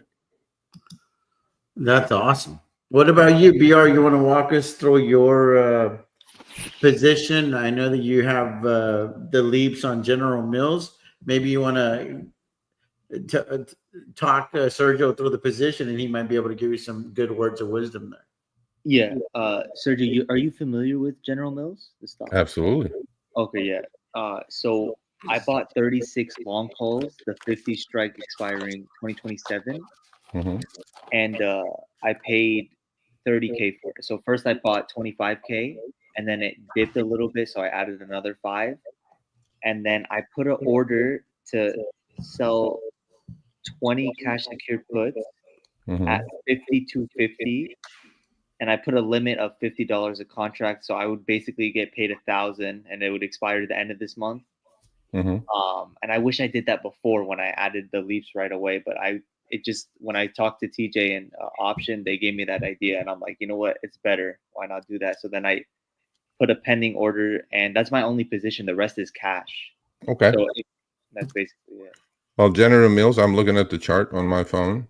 72 high. I'm actually surprised that the stock has not done better, because when the market was kind of shaky, consumer cyclicals do really, really well. Like if you look at a Pepsi or Coke and all these other ones. Yeah. I don't know, maybe they have some issues with inflation or not.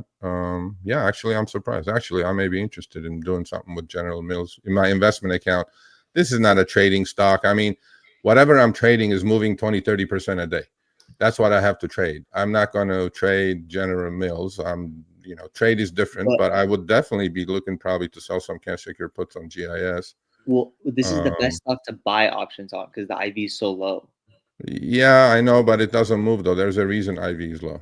So to me, I'm looking at a 5-year chart. General Mills is just like Nike, dead money since 2020. It was exactly where it's at in 2020. So, this is not a trading stock. It's a long-term hold. How's its dividend? I'm not sure. Is it a good dividend 5%. stock? It's Yeah, at a there you go. There you go. That's one of those, just buy and hold. But you're 21. You should be dabbling into the crazy shit that I'm dabbling in. I should be in General Mills and you should be in TSLL. No. Or you should be in WeRide and other shit as opposed to this stuff. This stuff boring, man. No, but this is free money. I'm telling you, this is free money. This is easily going to $64. Like the intrinsic value of the stock is $64, and they just sold their yogurt business like for a huge deal. So okay, BR, everybody knows that. If you know that, everybody knows that. It doesn't mean nothing to me. And it should not mean anything to you. But I'm not trying to offend you. Yeah, if you know it, everybody knows it. True, 100%. So to me, it's dead money stock. You buy stocks, sell calls, do whatever, collect the 5% dividend, reinvest your dividends. Good for long-term portfolios, I'm pretty sure. But if you want to make some money, you need to be in shit that moves like 2-3 beta. What's the beta on GIS? 0.8? 0.2. 0.02. 0.02. 1.3. Yeah, so it moves with the market. It's actually surprising that it hasn't done as well as some of the other ones. No, General Mills and Pepsi are going to go up, but look at the flow. Only 500 million shares. That's nothing. Again, you're telling me stuff that everybody knows. Tell me something nobody knows. Nothing. I got nothing. There you go. I'm not trying to beat on you, bro. All I'm telling you is I hear this stuff. People make these. No. Like they do it on Tesla. They do it on, they're in love with the stock. The stocks, okay, you're 21. They're like girlfriends. You don't fall in love with stocks. You play the game. You date like 10 different girls. and that's how you look. That's how I look at it. Look, I'm like, I could be your grandfather for God's sakes, and I'm giving you that advice. Figure that out. So, bro, I like Sergio. He keeps it real. Wait, how old are you, Sergio? Yeah, no, there's no BS. Doesn't walk with me. I have no time to waste on BS. I'm a New Yorker. You know what I mean? Like no emotional garbage. You just move on. Yeah. Let's keep moving. It's like let's not waste time. I don't have too much. But no, General Mills. Look, I think if that's your only position, fine. But I don't know. It's like here's one for BR. This is the way you need to look at these stocks, BR. Yeah. Look at us. We're 50-year-olds dealing with TSLL and shit, and he's 20-year-old dealing with General Mills. I said I called TSLL for a booty call. I misspoke. Booty call. Swing trade. She hit me back already. So I'm saying this is a swing trade stock. She moves. She grooves. She's DTF. If y'all know what that is, right? So. It's right. I call her DTS. She's down to swing, right? So this is what you need if you want to try to make money, but you got to be willing to handle the swings, right? Yeah, because these stocks or this ETF is very high beta. Yeah. I mean, look, GIS is fine company, fine American company, all good. But it doesn't make my blood boil. I need something to get my pulse up. That's like it's not gonna do anything. This stock is perfect for making you sleep. Good. Well, that's why maybe you're depressed. You should put it to sleep. Have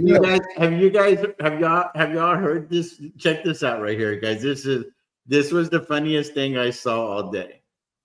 Oh, that one? I saw that one. Yeah. Y'all ready? Let's listen to this. Hello. Seriously, dude. Like, what the F? Is this about Epstein? No, like, I told you that in confidence. Yeah, well, maybe you shouldn't. I told you that. I thought we were besties. I really did. Well, so did I. Well, look. But I wanted that's uncalled I wanted to cut spending. So I was going to take you to the island. I was going to take you. Remember that? I was going to take you there. You were? We were going to have a good time, and you ruined it. You botched it. So badly. So badly you botched it. I just really wanted to make government efficient. No, so- this is unforgivable that you would say that. Well, you left me no choice, Donald. This is so- like hose before bros level betrayal. That's Well, what I have a it lot is. of those. so- And I was going to give you a hose. I was going to take you there. I still know where it is. I still exactly. know. That's what I'm saying. It's so wrong. It's so wrong. Well, you left me no choice. I let Donald. your little kid wipe boogers on my desk. You know that. In front of the press, I let him wipe little boogies, beautiful boogies, but I let him do it. I let him do it because I Wow. believed in our country. And I wanted you to be a part of that. I know, but you screwed up. You botched it so badly. It's That's a unbelievable. I good didn't watch it. impression. You know what? watched You it. don't have the cards right now. You don't have the cards. I'm going to go burn my Tesla. How do you like that? You like that? Oh, you go for it. Yeah. You like that? Yeah. I was never even there, and you know that. I was never there. What, on Epstein's Island? Yes, you were. We can ask Epstein himself. I'll call him. I'll call him right now. Oh, really? How are you going to do that? He's dead. Oh, you think he is? Well, yeah. Jeff. Yo, You know who Classic. does an amazing Trump? Shane Gillis. Have you watched him? No. Oh my God, you got to watch this. He's a comedian. He's amazing. He's one of the young up and comers, bro. He does this Trump that I just die. It's like is he on TikTok? huh? I might have seen him. Is he on TikTok? Shane Gillis. Yeah. He has I think he had a Netflix special like maybe 3 months ago. I'm He's gonna- hilarious. I'm gonna check it out tonight because I don't. When we go on vacation, I don't sleep. That's why I wanted to do this. Oh, week. okay, check out his Netflix special. You'll shit your pants, bro. It's hilarious. So, He's so amazing. this is me. So this is me trying to be funny. I want to promote my little 30-second video here. Uzi Options. He comes on here and he does technically speaking, and he has all these squiggly lines on Tesla, and he's like the chart's bullish and it's going to 400, and I'm like, Yeah. I study the charts too. I think it's going to 300. So we made a friendly wager that the loser's going to pick up the tab whenever we go when I go to New York. So this is me making a reservation. Okay, here we go. Hold on. Hello, it's TJ the Wheel Joe. I like to make a reservation for 4. All you can eat because Tesla hit 300 before it went to 400. Send the bill to Uzi Options. Only the best tequila for my wife. All the ice cream, snacks, everything for me. The best pizza. Everything on the menu. Top shelf. Uzi's paying anyway. Peace out. Send Uzi the invoice. Okay, so his bet was that it's going to go to 400 before it goes to 300. Yeah, that was his bet. His bet was that it would go to 400, and I'm like, Yeah. maybe that's what the chart's saying. I'm telling you, this shit is overvalued, and at some point, fundamentals matter. Yeah, That- fundamentals. You know, earnings are mother's milk of every corporation. You can go on so long without milk, and those things don't change. Yes, the parameters change. All this bullshit changes and whatever. But I hear but anyway, so yeah, that's yeah, man. You just got to trade. BR, you got to trade. BR, you got to have a pulse, man. Like I don't know why, like Sergio, I used to just sell puts, like just get premium, right? That's fine. And that's then fine. that was my only strategy, right? So I would put my whole account into one, and I would just sell puts on one stock, right? Yeah, and then you get your face ripped off. No, Why and would then I realized like, oh, I'm running out of time. I'm getting older. I'm not getting rich. So I'm like, okay, let me get to leaps. Let me buy options. So That's not going to work either. But like so far, Sergio, I haven't lost. I'm 4 for 4. Well, I'm gonna be with General Mills. I get that, but I'm saying missed his rant about retiring undefeated from Wall Street on the latest episode we did on Friday. Tell him what your goal is, BR. We all need a good laugh to end the stream. 100 for 100. Let's hear BR's goal. Go for Okay. it, BR. My All goal is to, before I pass away, I want to be undefeated on Wall Street with never lose, continue the perfect record, Okay. and retire like hopefully Lose like, my number, sir. Yo, Lose my number. I want to retire at 20 years old. I believe I know a little bit more about this than you at the moment, but let's say I don't, but let's say I do. You know what my record was last year? 12 for 12. Actually, it's on my channel. There's a video with like all the graphics of full transparency. What my win-loss ratio? What do you think it was? 70%. Nope. 60. Nope.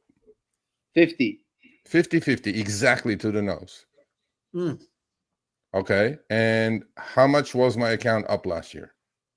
$200,000. I'd say at least 150%. 123%. Oh, Yeah. percent. We're doing percent. Okay. So how does that work out? Well, yeah, I think you're managing your losers and you're letting your winners run. There you go. You could be. It's like- You don't have to be it's a perfect, art. BR. Because the art is not in placing the trade, the art is in managing the trade. That's what The art is you could be 50-50 and double your account, BR. So you don't have to be 100%. And I trust me, when you're dying on your deathbed, you're definitely not going to be 100%. I can assure you. Yeah, I can assure you that. Now, if you take one trade a year, maybe there's a chance. But I took in 1,080 trades last year, so you know. But Sergio, what do you do? Are you selling options, or what's your strategy? You saw my positions, and they're pretty self-explanatory. I do pretty much everything. Everything. Yeah, absolutely no cover calls. Screw that shit. No, I do a lot of synthetics. I do sell a lot of puts, buy a lot of calls, do strangles, do everything that comes along with options. I do put credit spreads, call credit spreads, iron condors. I don't know. Look, I said this before on TJ, but I don't think I've spoken to you before. You're like a carpenter, right? I have like all the tools in my tool set. So I'm going to a job. I want to have all the tools because there may be that one tool that I'm never going to use, but I still bought it. It's in the head. So, but then one day out of 100 jobs, that tool may be needed. And if I don't have that tool, I can't complete the job. So I have all the tools and I know what tool will work with what job. So I use the proper tool for that job. So cash secure puts is one way. And, selling calls is another way. But that's like, there is so many more levels of options and derivatives that once you know all that, then don't worry about being 100 for 100, man. That's not gonna that shouldn't even be your thought process. Yeah. No, you're right. As long as your winners are bigger than your losers. You bet. Wait, TJ, you think I'm more conservative? Because you said I'm more conservative than you and Sergio. Actually, yeah, the stock is more. You're buying leaps on freaking. I think the only thing that could kill you on this trade is just the theta, because the stock doesn't move enough. Yeah. I get it. You want to. Bro, you're buying leaps on a 1.02 beta stock. Yeah. I mean, look. The thing is, I can't. I can't afford to, like, you guys have infinite payroll to do this with. I can't afford to lose. That's why I'm like. Yeah, but that's okay. That means Or bankroll. if you're not bankrolled correctly, that's your first strike against you, right? That's why you're not taking additional risk until you build your bankroll to a proper size. Yeah. Right. No, but this kid's working with like 300 grand, Sergio, and he puts in crazy money. What I don't understand what the problem is then. The problem is. Okay, first of all, how did you get to that? How did you get to 300? Hold on, BR. Hold on, Sergio. The problem is they haven't dropped yet. Yeah. Okay, go ahead. How did you get to 300? By trading, or did you inherit the money, or did you do some other thing? It's like 360, and I'm gonna say the truth. It was all for my dad. And I don't want to sound like that, though. I hate. No. Actually, I take my hat off to you, because most people wouldn't say the truth. Yeah. They'll say some bullshit. So that shows some honesty. Yeah. Okay. Why don't you do this? Why don't you mess around with your? You have your whole life ahead of you. You have your peak earnings ahead of you. This doesn't have to be in stocks. You're gonna have a job one day. Maybe you'll create a business. You'll do something else. You have all that coming your way, right? Yeah. You have your peak earning years ahead of you.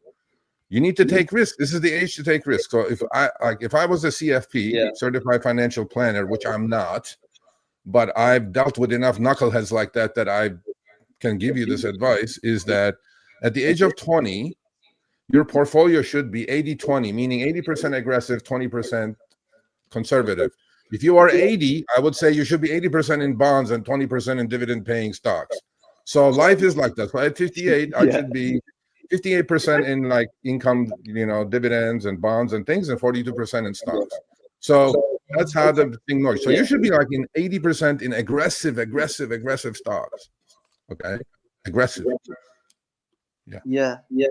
That's Yeah, because you can't play the game that, oh, I don't want to lose. If you do that, then you're going to be stuck with General Mills for the next 5 years. Or until they Anyway. no, facts. I agree on that. Anyway, so yeah, man. So I would do this. I would take 300 grand, put it away, Listen to and you. I take 60 and trade, and then do your conservative dividend bullshit on one side, and then live a little, my man. Then you'll see you won't be like this. You know how you said the first thing you said today was what? You said, oh, I feel bored. I feel like it's the same thing. Yeah, because you're dealing with General goddamn Mills. I would be dead if I was dealing with General Mills. I don't even think I've ever owned General Mills. Ever. I'm dealing at this age with TSLL. You're dealing with General Mills. What's wrong with this picture, chat? There's something wrong with this picture. I don't know what's going on. But the thing is, I played, the stock Comcast? Yeah. I played that and I made good money with it. And that moves way less than General Mills. Like Comcast doesn't move. Like I think it just takes time. Okay, you got lucky. Good. Yeah, I get it. It's the similar trade idea though, that's why I liked it. Yeah. So if you don't know much about options, I would highly recommend you just educate yourself with all the tools and put them in your toolbox. Yeah. And then when a day like today happens on Tesla, let's say, right? Yeah. You know what to do. Like, sell the calls, buy the puts, even intraday. If you're going to do day trade, I mean, look, there's many ways to skin this cat, but at least Or core weave. Look at that. Have you seen that thing? TJ? Holy crap, bro. It's on CNBC all day. You do this full time, Sergio? You trade full time? No, I do like 10 different things, but I still trade actively, but I'm not glued to the screen. So I don't have the time to be glued to the screen. Yeah, I think you're right. I think General Mills is the reason for the depression. It doesn't move. Yes.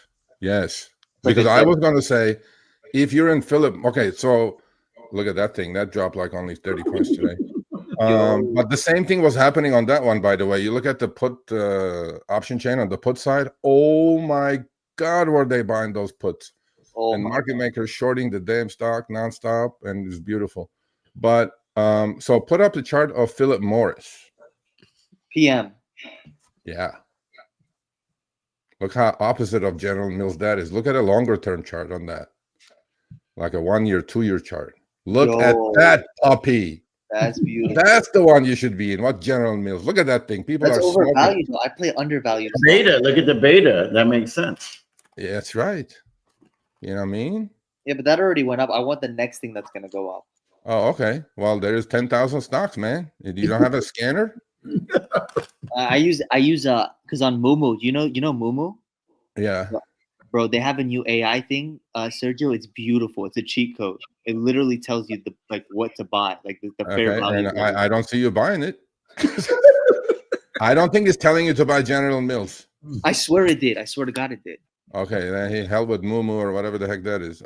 So look, this is just a conservative kind of a stock. I mean, seriously, like you know where you are in General Mills. You see where Philip Morris went sideways from 2021 to all the way to 2025. Yeah, and then he broke out.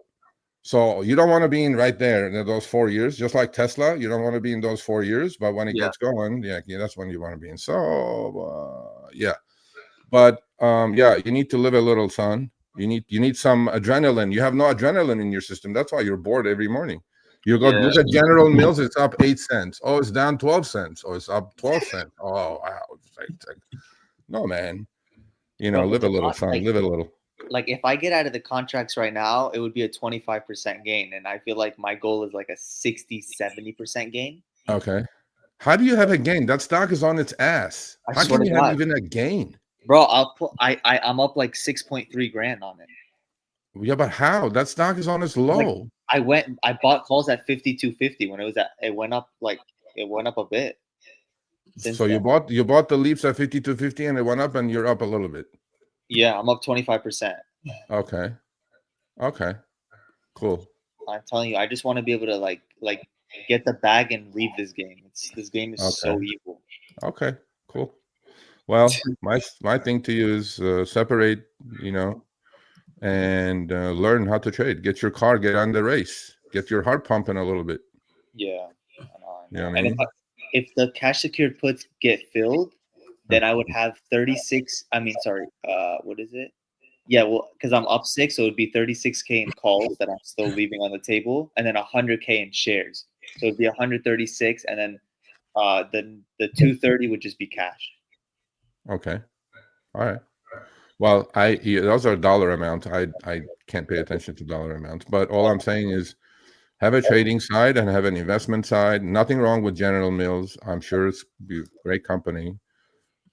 Just buy it and collect the dividend, reinvest the dividend. Do that. No problem. I'm not against it, but you need to mingle a little bit. No, I know. You need to get in the ring, my man. You need to get in the ring. I just don't want too much stress. But I feel like I've seen a trend with you already, and you like these down and out stocks, and you're a recovery junkie, right? Yes, Yeah, one day they'll go up. So then I'm surprised that you haven't really considered something like Apple that got its ass kicked here recently, and it's Apple, right? Apple's overvalued. General Mills is cool. I had cereal. I had a cup of cereal earlier this morning. It might have been a General Mills.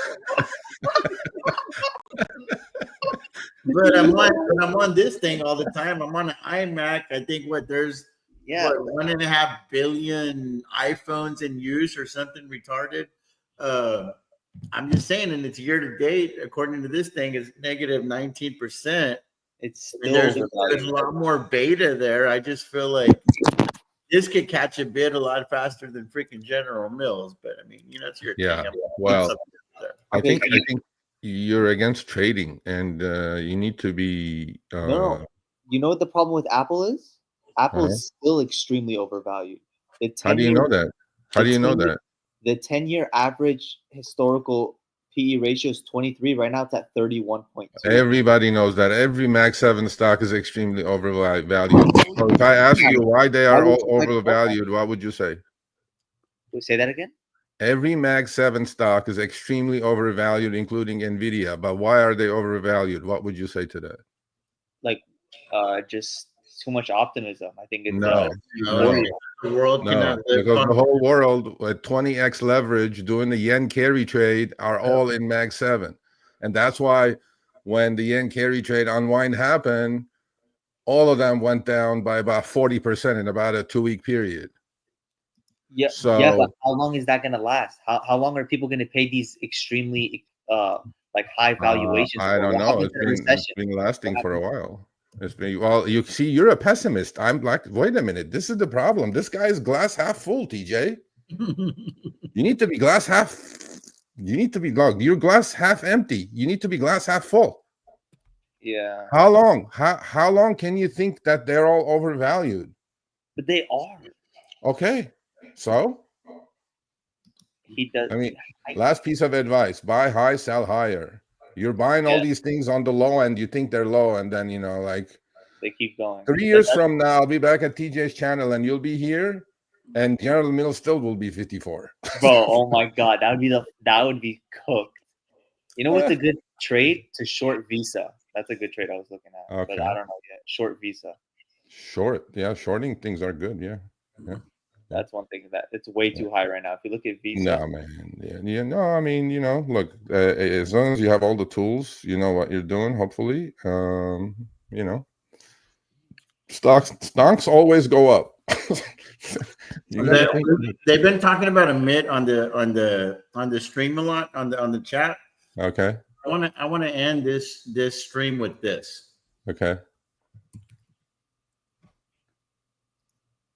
Let's have fun.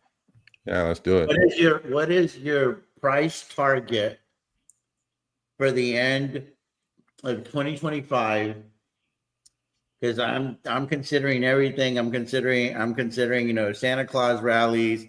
I feel like Trump and Elon are going to make up. I feel like the war in Ukraine, all this other stuff. So in other words, I feel like the macro is going to be favorable. I think at some point, even though I'm not even sure if he should or not, but I do think that at some point there's going to be a cut on interest rates at some point by the end of this calendar year.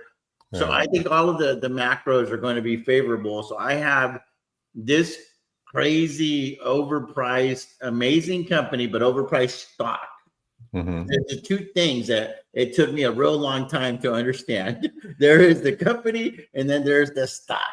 The stock is overpriced, but there's a beautiful company under it that could potentially grow into something that makes it feel like an undervalued stock. I think it's going to be at $145 by the end of calendar year 2025. Okay. Where do you see something like this going, or you don't forecast anything on these? I'll play the game. How many earning cycles we have? We have 2 more earnings to come, right? Yeah. Okay. So we're at what, 120? Okay. Let's see. We're gonna go with 1 good earning cycle, 1 bad earning cycle. The market dependent, I think there's going to be a massive sell-off in October sometime. So considering that and a little snapback, okay, I'll go with the 138. What about you, BR Baller? And why aren't you in Palantir, bro? Like, I feel like this is made for 20-year-olds. Like, y'all are all into this kind of technology, bro. I'm going to be honest. I hate this stock. I think by the end of the year, I think by the end of this, BR, it's not about loving or hating the stock. Is there an opportunity to make money here? You got to understand what's the objective of the game. We're not. I ain't taking fucking Palantir out on a date. Alex Carp's not inviting me to AIP Con or whatever. You're right. I don't give a fuck about his crazy hair. There's an opportunity here for me to make a lot of fucking money. I don't need him to send me a hat. I don't need anything from fucking Alex Carp. You're right. I want him to pound the table. I don't give a shit what he does. He's got a beautiful company here. Yeah. Okay. So we give him money on. I think by the end of the year, it's going to be trading at $52 a share. You're fucking crazy. And we're going to come back to this, and you're going to say, oh, my God, Baller, you were right. How did you have that crystal ball? I swear. $52? Bro, this guy. Okay, now I know why he's depressed. He's negative Nelly. My God. Well, I'm messing with you. Listen, bro, listen. Look, you have to understand something. It seems like you have a good head on your shoulders, but you have these preconceived ideas for one reason or another. There's like people called analysts that have Wharton MBAs, and they know this shit inside out. And I consult with them every month, by the way. And I'm telling you, you have some sort of this idea that whatever is overpriced should not stay overpriced. That's like the old adage on Wall Street. If I had stayed like that, I would have never made money on Wall Street. Because there's these old parameters, PE ratios, book to, peg ratios, and all these things, which I know inside out. Those mean nothing. They haven't meant anything for the actually since 2008 when the Fed started pumping. So, and they're still pumping. As long as the Fed pumps, stonks are always going up. Yes, they'll have these little blips and shit, but stonks go up. When the Fed pump stops, then we have a big problem. Musical chairs will stop. Everybody try to get out the door at the same time, and then somebody will yell fire, and not everybody will be able to get out of the door. So Palantir at 52 by the end of the year. Yeah, we should take a bet on that. Where do you live, BR? I live in Miami, Florida, and I'm so confident I'll send you that. I live in LA, so either you fly me to Miami and buy me dinner. And if I'm right, or if I'm wrong, I'll fly you to LA and buy you dinner. Bro, I'm down. Wait, what happens if it's neither of our prices? Well, whoever's closer to their number. The price is right. 52, 138. If it's What's between 52 and 90, 138? about 90 or so, 95. Somewhere in that range. So whoever's closer. Okay, I'm down. I'm down. Okay, I always, cool. Sergio, I always wanted to move to LA, but the problem is it's like so bad now. Why? The city sucks now. It's like San Francisco. It's Okay, just like, it sucks. It's not as bad as San Francisco, but it Yeah. sucks. So okay, 132, 50. Hold on, let me just figure this out. So we're doing a contract here. We're gonna shake hands. Hold on a second. That's Grok, bro. 138. Grok. Where's Grok? 138 minus 52. Hey, 86, Siri. 43. 138 minus 43. 95. If Yeah. it's 94, I'm flying you to LA. If it's 96, you're flying me to Miami. deal done. Done. 100%. Sold. 100%. TJ, you want to join this party or what? I'll TJ's fight too rich for I'll us. fight either one. Hey, I am going to be in Miami on Sunday. This Sunday? Yeah, I don't know if I don't know if we have a layover or anything, but on our way to the Caribbean, I'm going to be in Miami at the airport. I don't know how long we're going to be there, and then we're going to fly into Miami again on the way back. So if there's like a 2 or 3 hour window and the wife's okay with it, maybe I can do a little meet and greet and grab a bite to eat somewhere around the airport.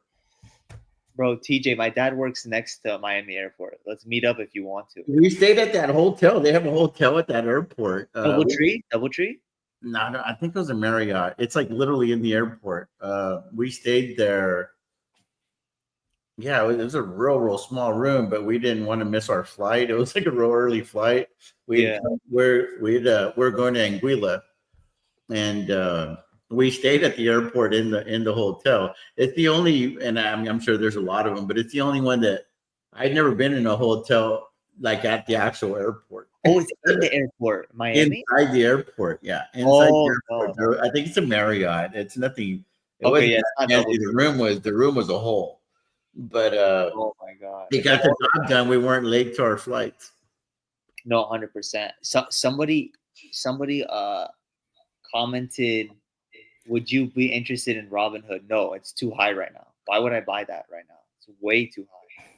It's not about where it is. It's where is it going to go? Is it going to go to 50 or is it going to go to 100? I feel like it's probably going to go to 100, especially tomorrow when they announce that it gets into the S&P. What if it doesn't? What if it doesn't? Okay, did you say Robinhood was very high at 40? 75. No, I'm saying you're saying that now, but how about a month ago when it was 35? I didn't have an opinion on it back then. Okay, did you think it would go to 35 to 75 in about a month and a half? No, not even close. Okay, so well, somebody did, right? And they made money, and you're still waiting in General Mills. You know what I'm saying? Yeah, true. Yeah. Okay. True. So you need to no, seriously, I'm not joking with you. Is you need to get a lot more aggressive. Your top earning years are ahead of you, and you should not be afraid of taking risk. No, you're right. Because I'm only young once, There you go. I gotta remind myself that. There you go. Yeah, I mean, he's like so conservative for his age, man. Jesus. I don't know why though. I don't know why. I was not like this before. I think I think so. If I could psycho Dr. Phil you, let me give you my input, and then I'd like Sergio to chime in, and then I would like for the chat to chime in. Okay. Let's play shrink, right? Okay. Not shrink advice or whatever, because I don't know, that's probably against the law too. I think that you're more in love with the idea of batting 1,000 than you are with the idea of turning that $360,000 into $3.6 million. I think you're more interested in having the highest batting average of all time, even if you're only making $1 a trade and you're batting 1,000. What good does it really do you? Whereas if you're like Sergio and you're batting 50% or 500, which by the way, that would be the highest batting average ever in Major League Baseball, because I think Teddy Ballgame did like 406 or something for an entire year. Teddy Ballgame, for those of y'all who know, Ted Williams, Boston Red Sox, unbelievable hitter, right? Had his eye on the ball. Teddy Gwynn, or Terry Gwynn, whatever his name was, another amazing hitter. He never bat 400 in a year. So what I'm saying is, in a professional sport where they pay you millions and millions and millions of dollars, 300 is kind of like the gold standard. So 3 out of 10 times you do well. So Sergio's figured out a way to double it, double his account, 123%, batting 500. I think you're more enamored with batting 1,000 than making money. So I think that you need to write down what the objective is. Like for me, my objective is to make money. A. B, I need to outperform the major indices. If not, what are we doing here? There you go. I could learn how to play golf. I could go on vacations if all I want to do is get 10% a year. Yeah, true. I want to go get 25% a year. I want to go get 35% a year, because also at our level, we have to deal with preservation of capital as well. And then I'm also 50. I'm not 30. So Yeah. I can't play. Not every trade can be Tesla, right? I saw an opportunity there. Luckily and thankfully, it's working out. It's still not over yet. But that being said, that isn't. I'm not going to go make a living over there. It was an experiment, if you will. Yeah. And it was a lot of thought behind it. I had 4 or 5 people in my ear. It wasn't. It takes a village, right? It takes life. Like it takes a village. So that being said, I think that you need to fall in love with something that is more conducive to getting you from point A to point B. And I'm not saying go be reckless and go lose on purpose. That's not what I'm saying. What I'm saying is fall in love with fuck General Mills and screw the other company that you were in before, Norval or Novo, whatever it's called. And before that, American Eagle. My favorite ticker is TJ the Wheel Deal. That's my favorite ticker. The investing account is my favorite ticker. I love Tesla, but I love my investing account more than Tesla. I love Riot and all those guys too. But my favorite ticker is the portfolio itself. And I think that you need to fall in love with that 360 grand that your daddy has handed to you and go make him proud, right? Like in the Bible, not to get all biblical with you guys, but there's this story where these folks get the money, and one of them buries it, one of them squanders it, and one of it goes and multiplies. And God's happiest with the person that goes and multiplies it. Yeah. So go be that guy. Go be the guy that goes and tries to multiply, because those are the instructions. That's being a good steward of your money. So anyway, would you like to add to that? That's my Dr. Phil on the situation. I could totally be off base. I've been known for that too. Well, I agree with TJ, everything he said. And look, you in this game, you need to understand what fits you. But if you're scared to lose, you're going to lose it anyway. The market will figure out how to take that money from you. My concern with you is I don't think you know as much as you should yet, and I don't think your toolbox is full of tools, because that's why you just know selling, cash secure puts and buy leaps. Okay, that's options 101. Let's move on. Let's do, and I'm not telling you to trade with it. Learn it. Learn all the intricacies of options. Learn all the Greeks. Learn everything if you're going to do options, obviously. But you don't need to. You can do the underlying. You can buy stocks. You can swing trade or whatever. You can swing trade, absolutely. Don't forget day trading. Don't ever day trade. You can swing trade. You can position trade. But essentially, that's what you're doing with the leaps. The difference is, and this comes from a really good place. Leaps expire. Yeah. The shares in most cases, they don't go to zero unless they go to zero. Unless you're dealing with really, really shitty stocks, and I've dealt with a couple of those early on. But it sounds like you're not trying to do that. I'm surprised you're not saying I DCA into SPX. I'm like, no. I'm not like that. No. Well, General Mills, as bad as actually DCAing into SPX would have done you 50% last 2 years. I don't see General Mills going up 50%. No, I didn't get into. I have been in General Mills for less than a month. Like, okay, I get it. Well, what I'm trying to say is that if you DCA'd, last 2 years, 2023, 2024, Yeah. that 340,000 would have been up 50%. Period. With no questions asked.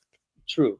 But I'm saying like I think the reason I'm doing leaps because I know they expire and that's the risk. But like if I were to do shares, Yeah. especially with a stock like Mills, I wouldn't make anything. Kind of like how I did with Comcast. Like if Okay, how are you going to make leap, anything with leaps? If the stock doesn't go up, you're not going to make anything with leaps either. but Yeah. leaps are way leveraged, so they it does go up though. It makes it worth it. If the underlying doesn't go up, leaps don't go up by What themselves. if the BR. underlying does go up? Like how if I were to buy shares, I would be up how much? 3%. With my Okay. leaps, I'm up 25%. It's leveraged. No, I get that. But what I'm trying to say is that because you think leaps are some sort of an underlying surrogate or underlying proxy, you're going, yeah, I have a little bit of a leverage on a dead man's EKG stock. That's exactly where it was 5 years ago. And from here, if it goes to maybe 10% on the stock, my leaps are going to double. I get that. I get all that. I get all that story. My thing is that, though, for your age and where you are in life, I think it's if I were to talk to 20, 21-year-olds, I don't think I would even think of the name General Mills. Yeah. Honestly. No, I would be like, go by Robinhood and go by Palantir and go by SoFi and go by Oscar Health and go by some of this other shit, because you're looking at growth. You're looking to grow with it. You're looking to grow with that company. No, I get it. I'm just saying, like, I guess other than the stock, what would you guys change? Like, would you not do leaps, or would you do the strangle like you guys are doing?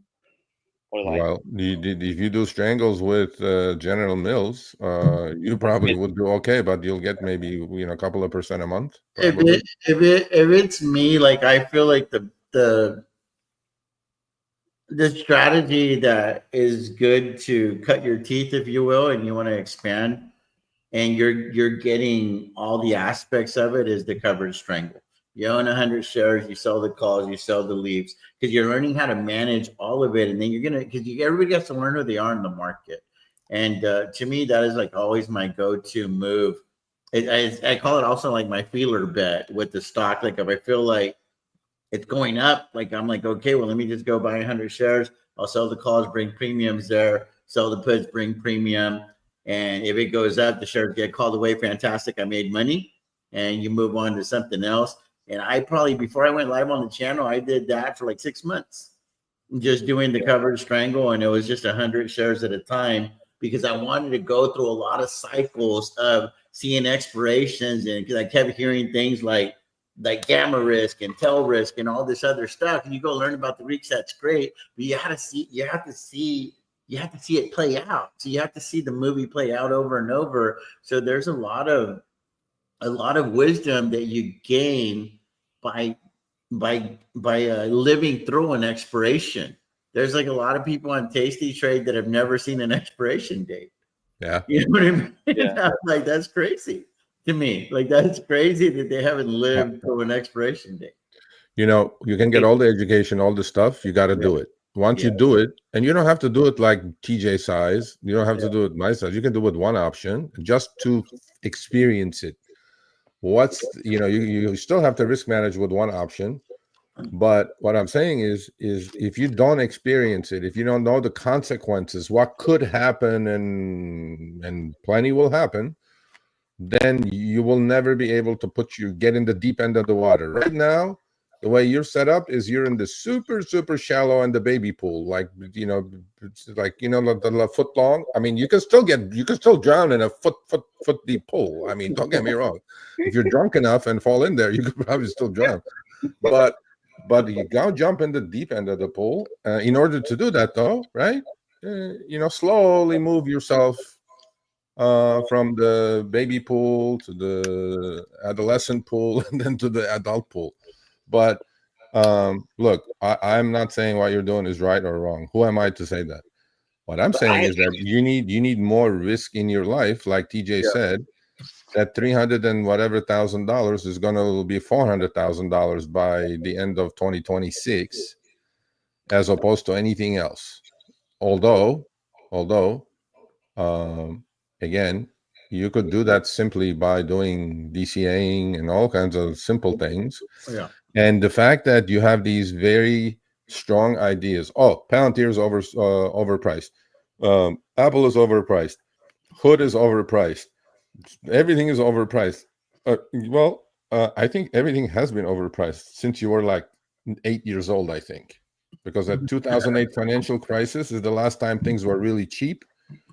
And since the pumps are on for the last 17 years, I don't think anything has not been overpriced. So if you go with that mindset of listening to Jim Cramer, who has blocked me on Twitter, which is my badge of honor. No way. Why? Oh, he did. I was like, I'm going to create a fund that's anti-Jim Cramer. Yo. And then he just goes, "Oh, you asshole." I'm like, okay, fine. So I mean, I know him personally, but that's not the point. The point I'm trying to make is you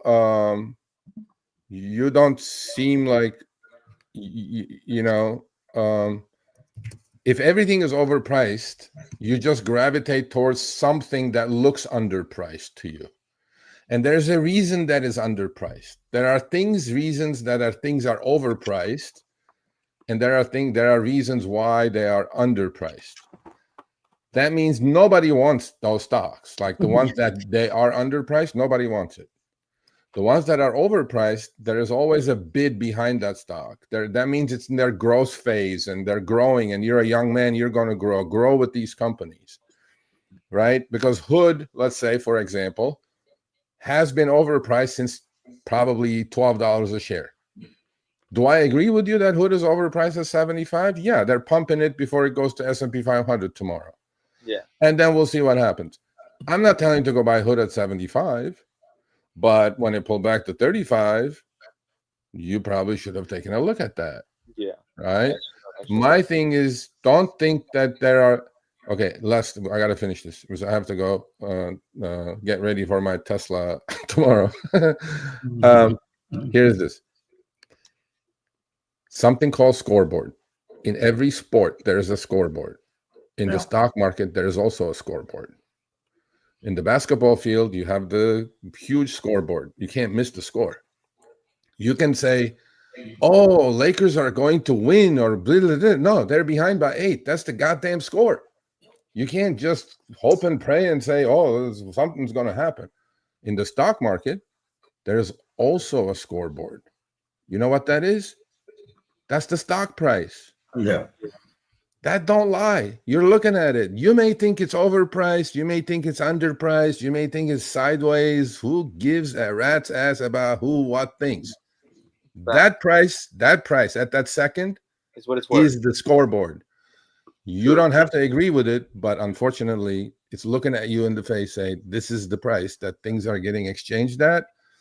There is a person buying it at this second, 100,000 shares of it, thinking it's going to go up. And there is a person, on the other hand, selling 100,000 shares, thinking it's going to go down. Diametrically opposed opinions to each other. Exactly. That's how we make a market. Exactly. Different and opinions. Stocks are not complicated. They're like tomatoes and potatoes. Supply and demand. If a stock has a lot of supply, it's going to go down, like today we did with Tesla.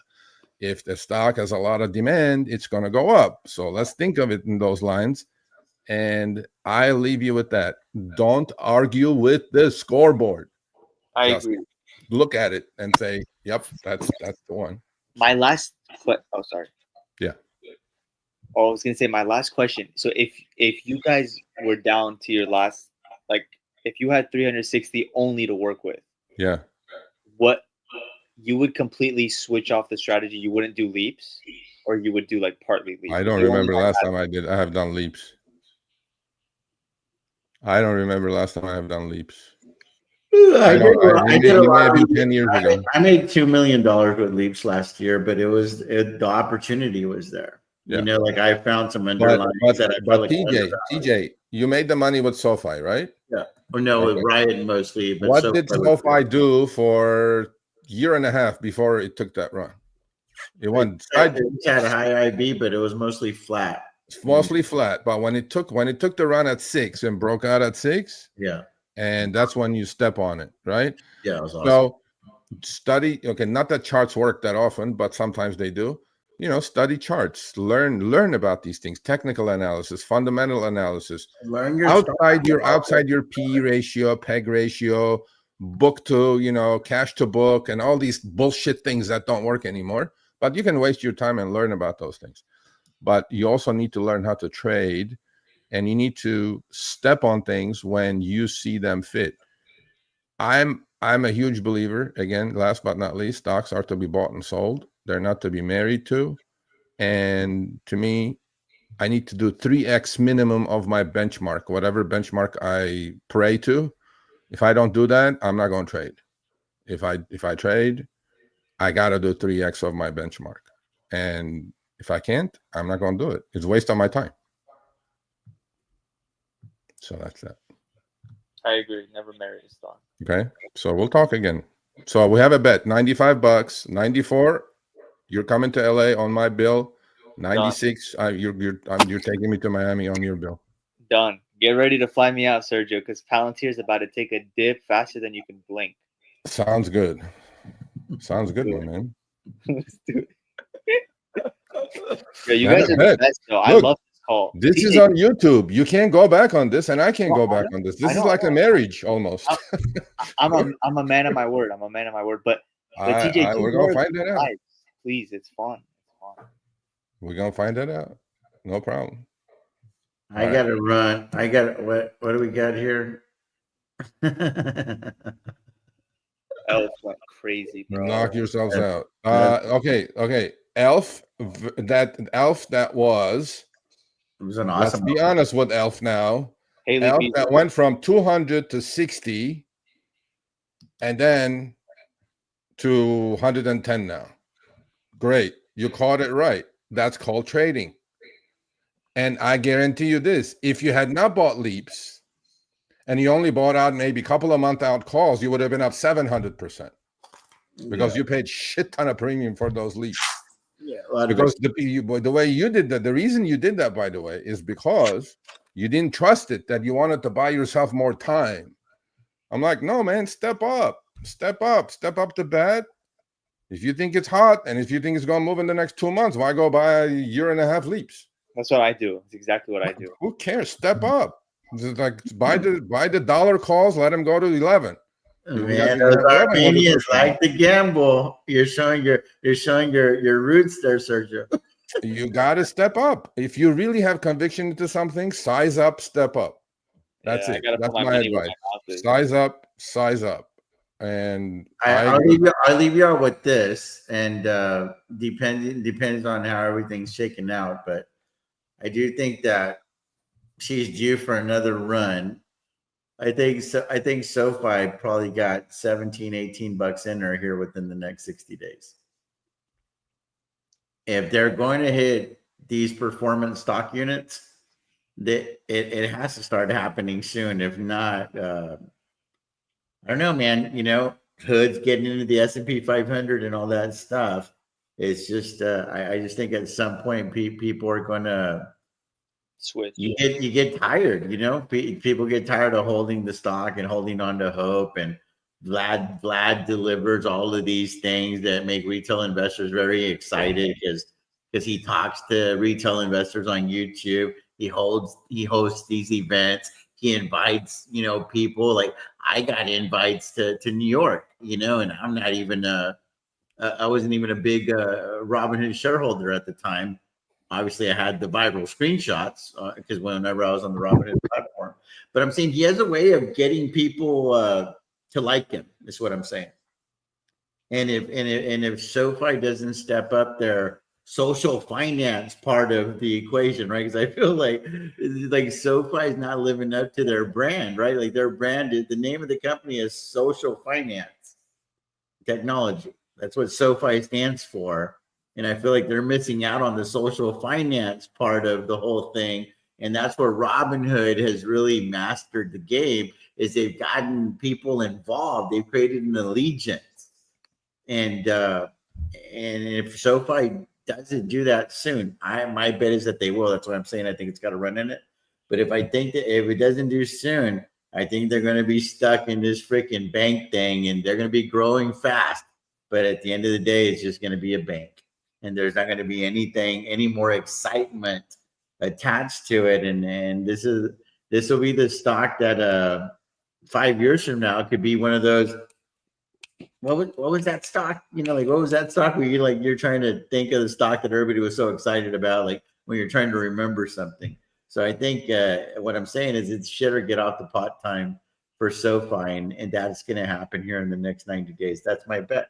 We'll see how it goes, right? Everybody makes their bets. It's an investment thesis, and we'll see how it plays out. So I'm excited to see the culmination, if you will, because June 2025, dude, it's an important day for Anthony Noto and the brass with SoFi, and hopefully they start doing things that get people excited versus just talking about their growth as a bank. Because I don't think anybody really invested in them because they were just a cool, neobank. So anyway, we'll see. Are you in SoFi at all? Have you traded the ticker before, Sergio? Yeah, I did actually on the pullback. I had a synthetic on, and I bought some shares in my investment account, but then I sold it maybe like week and a half later. I think SoFi is going sideways for a little bit longer. The catalyst also maybe, I don't know their books really. I don't know their loan portfolios. I don't know how sensitive they are to interest rates. So if we get some lower interest rates, I think that may be the catalyst. I'm not sure. But that helps them some for sure. Yeah, that helps them. It helps with their margins, It helps with their margins. And but also we'll see. I don't know. I think, look, stock is hanging in there. I mean, when everything crashed, it went down to what, 8.5, something like that. Yeah, something like that. And but yeah, I like the company. I mean, I look at it as a bank. I don't think you can compare it to Hood. Hood is doing ridiculous things. Hood is catering to all the baby boomers. They all have accounts. We'll have an amazing generational wealth transfer coming up from the boomers and to their kids, and they already have Hood accounts. All that money is going to get dumped into their accounts. I think the investment thesis that people missed, and that Crossroads specifically told me, Roy, because we talked off camera when he came on the channel a couple years ago. Yeah. And what the point that I feel like Amit doesn't make enough, because he's got a real big voice on YouTube. Yeah. Is your brokerage account is turning into your bank. Absolutely. Yeah. Like people use their fucking brokerage accounts as a bank. In 2023, I left like 30K in Robinhood when I was transitioning to do this full time with the hedge fund and everything. Yeah. And I left 30 grand in there because I had a debit card with Hood, and it was effectively my bank for like 18 months. Yeah.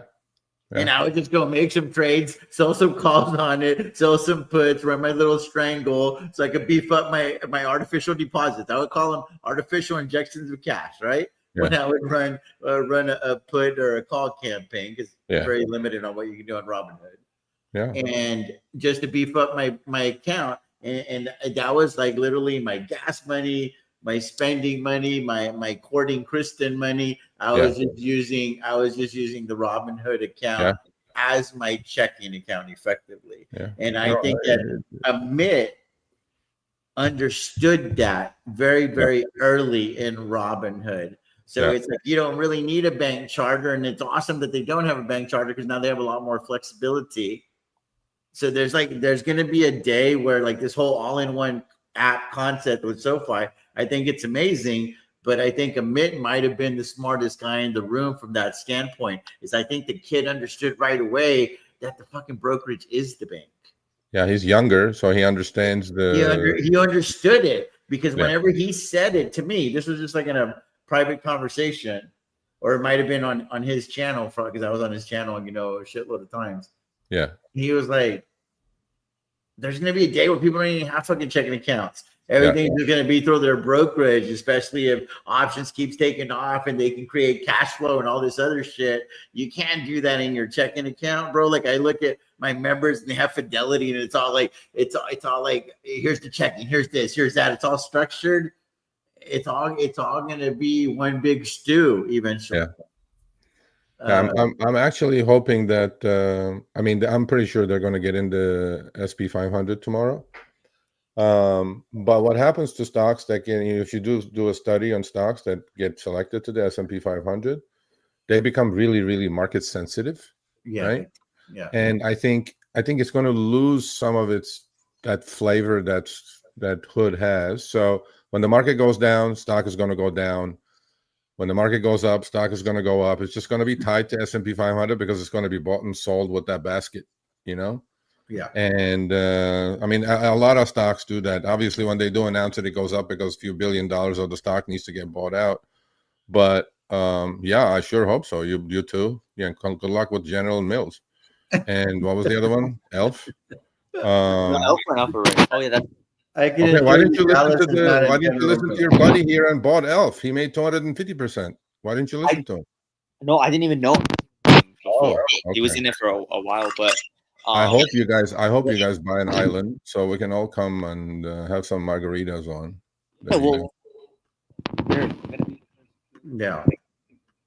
Yeah. But Fidelity's pretty stout. Yeah, it's real organized too. Like the way that it shows up, it's like so.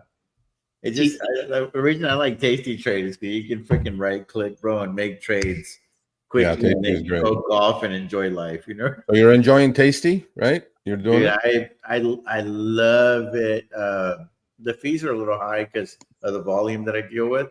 Yeah, but yeah, I told you to negotiate. I guess in the last couple of months that I've been on the channel, just like really understanding like the whole portfolio, like the Delta, the Vega, the Gamma, like everything together, like collectively, and having it all on your dashboard, if you will, on your header board or whatever they call it.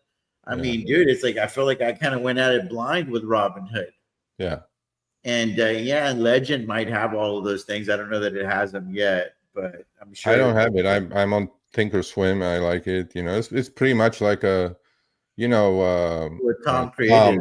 Tom has built Thinkorswim and sold it, and Tom has built the original. The Tasty. He sold it. They're identical, pretty much. Actually, the two apps. Even the execution sound is the same. So I'm going like, okay.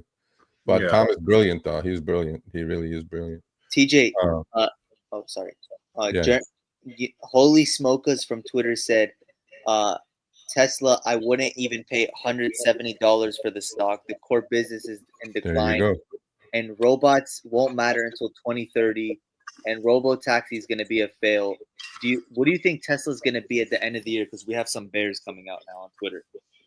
There's always bears on Twitter. I think Santa comes to town. I think Elon and Trump make nice, and I think that Tesla will have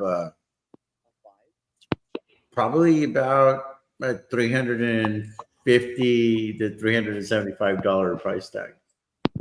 I am not of the camp that Tesla's going back to all-time highs anytime soon. I think that the market's kind of wait and see with Tesla. There's a lot of verticals potentially that need to be baked into this cake, but it's been, there's a lot of good news that's already priced into Tesla. You know what I mean? And at the end of the day, like these robots, when are they going to contribute to the bottom line? Like, I think it's awesome that they can dance and do all this other stuff.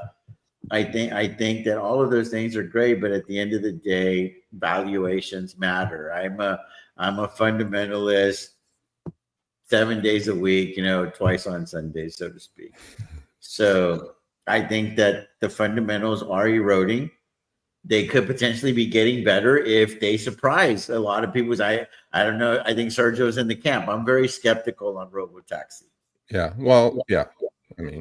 Long term, I'm extremely bullish on it, but I'm talking about like right here, right now, because I use it. I use it on a daily basis, right? This is like, again, where there's a lot of people that used the Palantir products. when Palantir was like $7, $8, $9, and they're just like, man, y'all have no idea how amazing this stuff is. So they have a first, like a user experience advantage, right? Where other, like, I've never even seen the product in action, so to speak. So it's very abstract for me, you know. So it was a story stock for me. Like, I had to buy the story, try to make sense of the numbers, etc. But Tesla, I have a firsthand user experience with it, and I think it's great. I've said it 1,000 times. It's not there yet.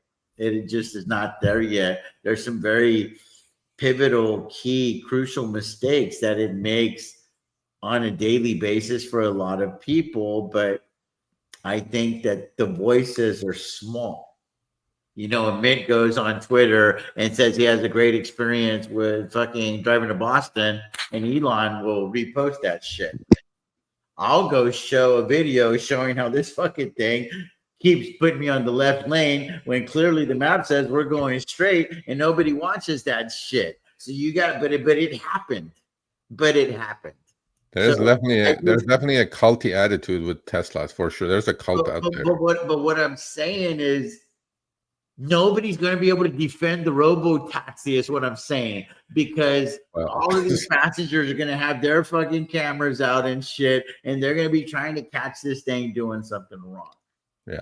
No, I think and they're going to catch it doing something wrong. I actually was bullish on the robo-taxi because, you know, he's in bed with the administration. All the regulatory pressures are going to be lifted. They're going to give him a little wink and a nod saying, yeah, you go ahead, kill a couple of people. It's okay. We'll overlook that. But now that's gone too, because I think that's why, you know, all the premium is coming out now, because, you know, with the Optimus robot, with the robo-taxi, he needs regulatory body approvals. You can't just go, hey, I'm Elon, how's my robo-taxi? Get in there and it's going to drive you point A to point B. There is still regulatory stuff that you have to adhere to. You can't just go, here's my car, go drive. No. So that premium, I thought today, was sucked out, saying that, okay, well, now that they're not friends, Trump can tell the regulators, F Elon, don't give him the, you know, approvals for robo taxis, don't give him the approvals for Optimus, and now it's like we're back to square one. All that $60-$70 premium that they built in for robo taxis coming on June 12th, that got all wiped out in a single day. So we'll see. Maybe they'll kiss and make up. I don't know. We'll see how that goes. So you think 350? TJ said. What do you think, Sergio, by year end? Tesla? Yeah. Right, exactly where it's at. Where is it? 300? Let's say 300. Yeah, okay, so an idea, I think. I don't know. 300. Okay. You got 300. So I'm at 200, the year-end price target. Okay. All right. I wouldn't bet you on that. You could be right on that. I mean, I'm gonna be honest though. Tampon Tim called the bottom on Tesla. The bottom was like 9 years ago at like $7 a share. No. I mean, remember when he was saying that Like interview? 225. It was like 225. Like 225 and dropping, and then he literally called. Oh, this last bottom before it took off. Okay. Yeah. All right. Yeah. Hey. Here's a verbal for the chat real quick. Well, could Tesla see 250 or Palantir sees 100? What is more likely to happen, and which one would happen first? Because they could both go there, right? Tesla could easily go to 250. Palantir could easily go to 100. Which one of those do you think would likely happen first? I would say that it could happen in one day by lunch, and that would be Tesla to 100 to 250. My wife's calling. Both could go to 100 and 250 by Monday morning. So it's like, I don't know. What was the low today on Tesla? Let's see, 273 today. Okay. Yeah. I don't know, man. I mean, you know, I think Tesla is a wonderful company. Yeah, Elon is amazing, and we'll see how this bad blood gets resolved. Hopefully, it will get resolved, because now he's going to face headwinds. Because President Trump is not Bob Iger when he was doing that interview, and he's looked into the camera and goes, "F you, Bob Iger, Disney, you're not going to advertise on Twitter. I don't give a shit." I'm like, that you cannot do with the President of the United States. That, I think, could be a headwind, but we'll see. I don't know. I don't know. I'll just trade it. I think Tesla would see 250 before Palantir ever sees 100 again. Honestly, If Palantir ever sees 100 again, dude, I mean, the longer it keeps this level, it starts treating it as support, man. So my bet is a winner. Then BR, you should just fly me now, because TJ said if Palantir ever sees 100, then our number is 95. So you're lost. Bro, Sergio, I'm telling you, before you know it, it's going to be 52 a share, and people are going to to be crying. 52. Wow. I'll be rolling that shit, and I'll have 1,000 contracts instead of 500. Bro. now I'm excited. Now I'm excited because the valuation halfway makes sense at 52. Doomsday's coming. Sergio, what would I recommend? General Mills is the same price range. Estee Lauder, yeah, that got hit. NVDL, but that's the 2X ETF. That's not to buy and hold. NVDL is not to buy and hold.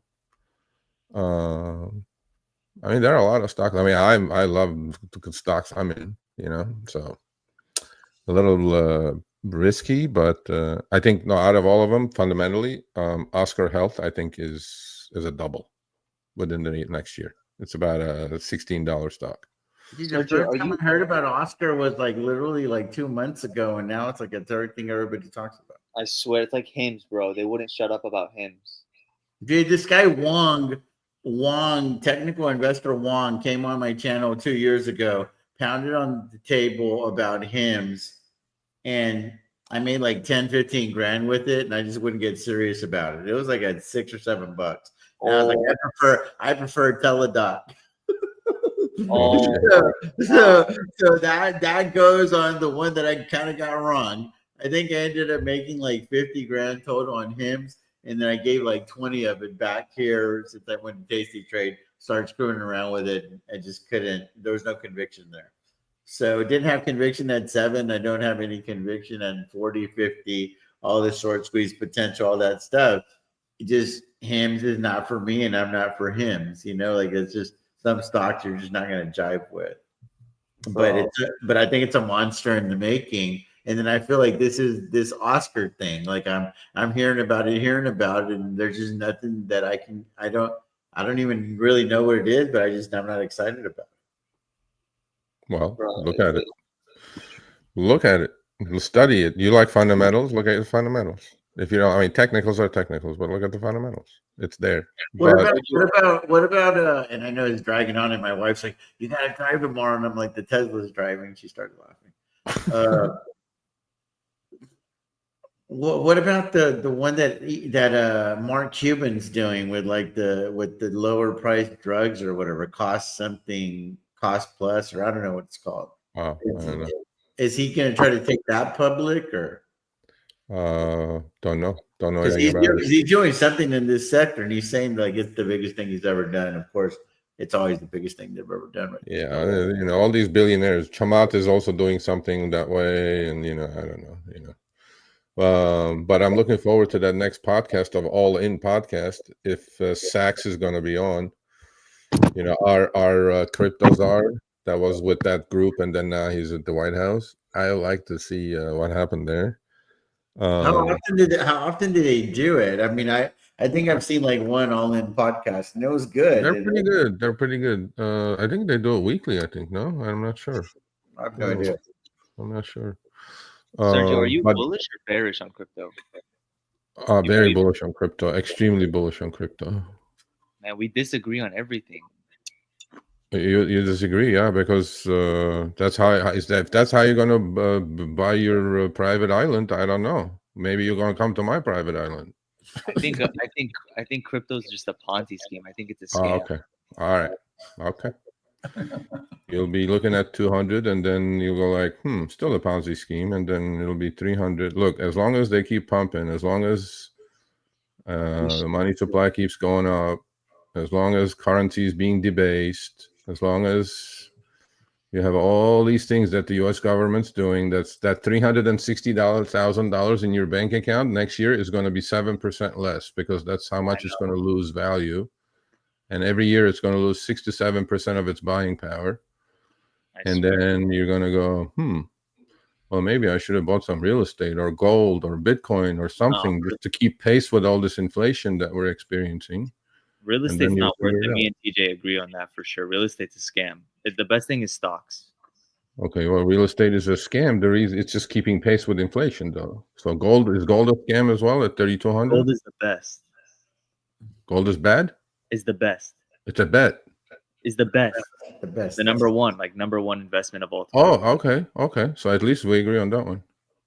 Yeah, I think nothing beats gold. Nothing beats gold. Okay, we agree on that one. Well, gold has outperformed last 2 years everything that's out there. So why is gold? Well, so why is gold at 3,200? Because it's a real commodity. Bitcoin's a fake number. Bitcoin's a fake number? It's fake. It's not real. It doesn't exist. Doesn't exist. No, there's nothing there. It's not tangible. Nothing. So hold on a second. So then, is that why your opinion is that all these Mag 7 stocks are overpriced? No, they're overpriced because they're trading above their historical PE ratios. Okay. Do you believe that there is only 21 million Bitcoin, or are they faking that? No, I believe that there is 21. Okay. So if all 21 million are spoken for, and can you tell me one other finite asset that you follow? Like a crypto, you mean, or what? No. Any finite asset. Finite. Like there's a final number that you can't make more of it. Can you do that with US dollars? Yeah, Bitcoin's the only thing. Yeah, Bitcoin's the only one. Okay. So how is it all fake Ponzi scheme? But what's the value of Bitcoin? It's just to sell it and get cash, USD. You can't. There's no like intrinsic value in Bitcoin. Well, you wait another 6 to 8 months, you'll see what Michael Saylor is going to do with all that. Every single CMBS, CMS is going to be tied up to Bitcoin. You'll wait. You'll see. You have crypto? Oh, I have crypto. I DCA every Monday. Really? Every single Monday. How much of your portfolio is in crypto? With the value that's gone up, I first bought Bitcoin. I only do Bitcoin. I don't touch altcoin, shitcoin, none of the other stuff. I've been buying Bitcoin. I bought first in 2016, didn't buy anything until 2025, January of this year. Yeah. With the value going up, it's up to probably 9% of my total portfolio. How much you said? 20? No, about 9% of my total investment assets. Yo, I don't know what's his name. Dallas that just said that. Mm-hmm. Why? I don't know why he thinks I'm rage baiting. I swear, I believe everything I'm saying.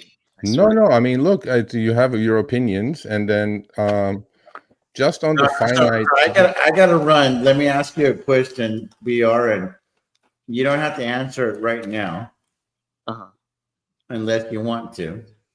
But one day we'll do this again. Okay? I'm an open book. You can only be one of these. Right or rich? Which one are you picking? Rich. I don't believe you. I swear to God. I think you're more enamored with being right. I fell in love with being rich, and here's where I am.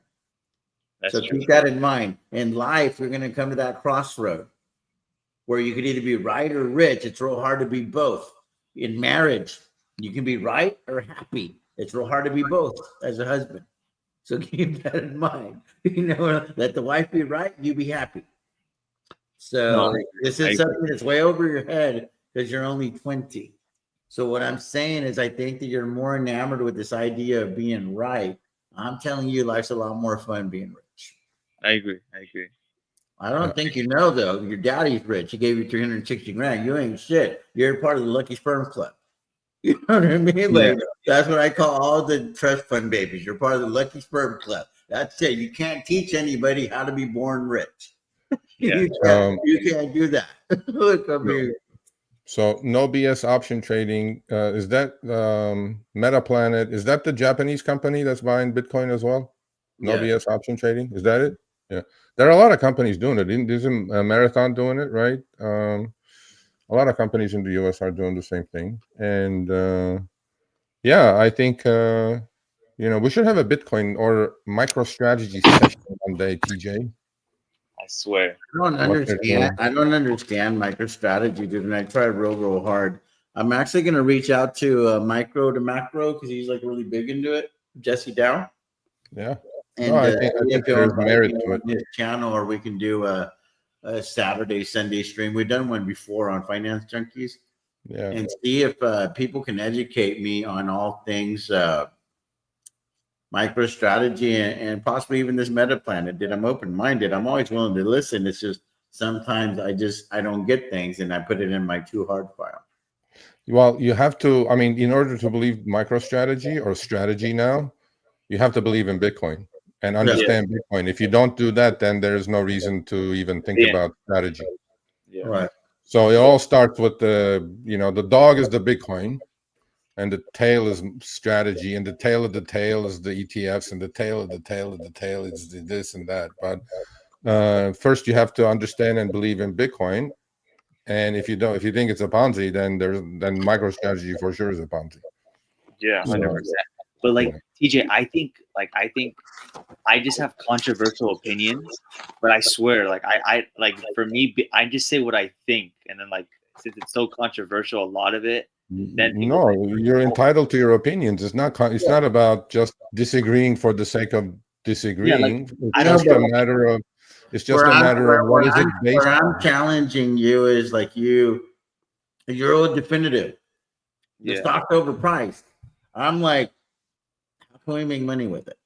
Because it's an instrument, one of 10,000 of them that are publicly traded. Yeah. How can I make money off of this asset class? If not, why are we even looking at it? Why are we even talking about it?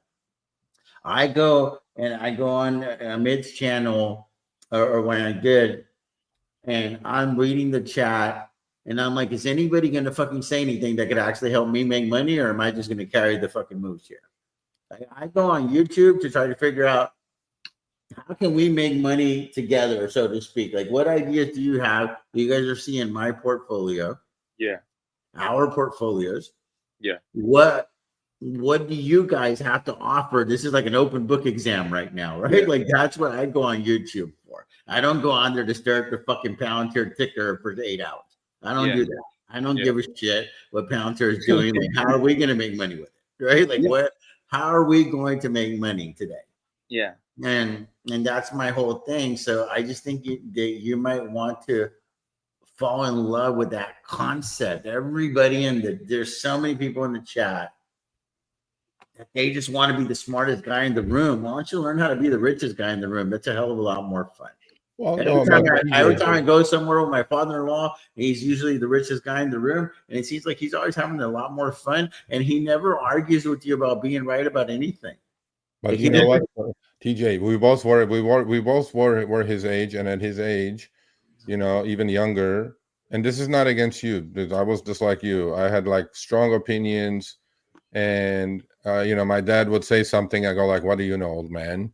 And then now, looking back, I go, "Shit! I wish I had listened to what he said," because I have kids of my own, obviously, and then I'm just going through exactly the same thing, giving my son and daughter the same advice as he was giving me, but I was disregarding it. Not that you're doing that with your dad. I'm not saying that.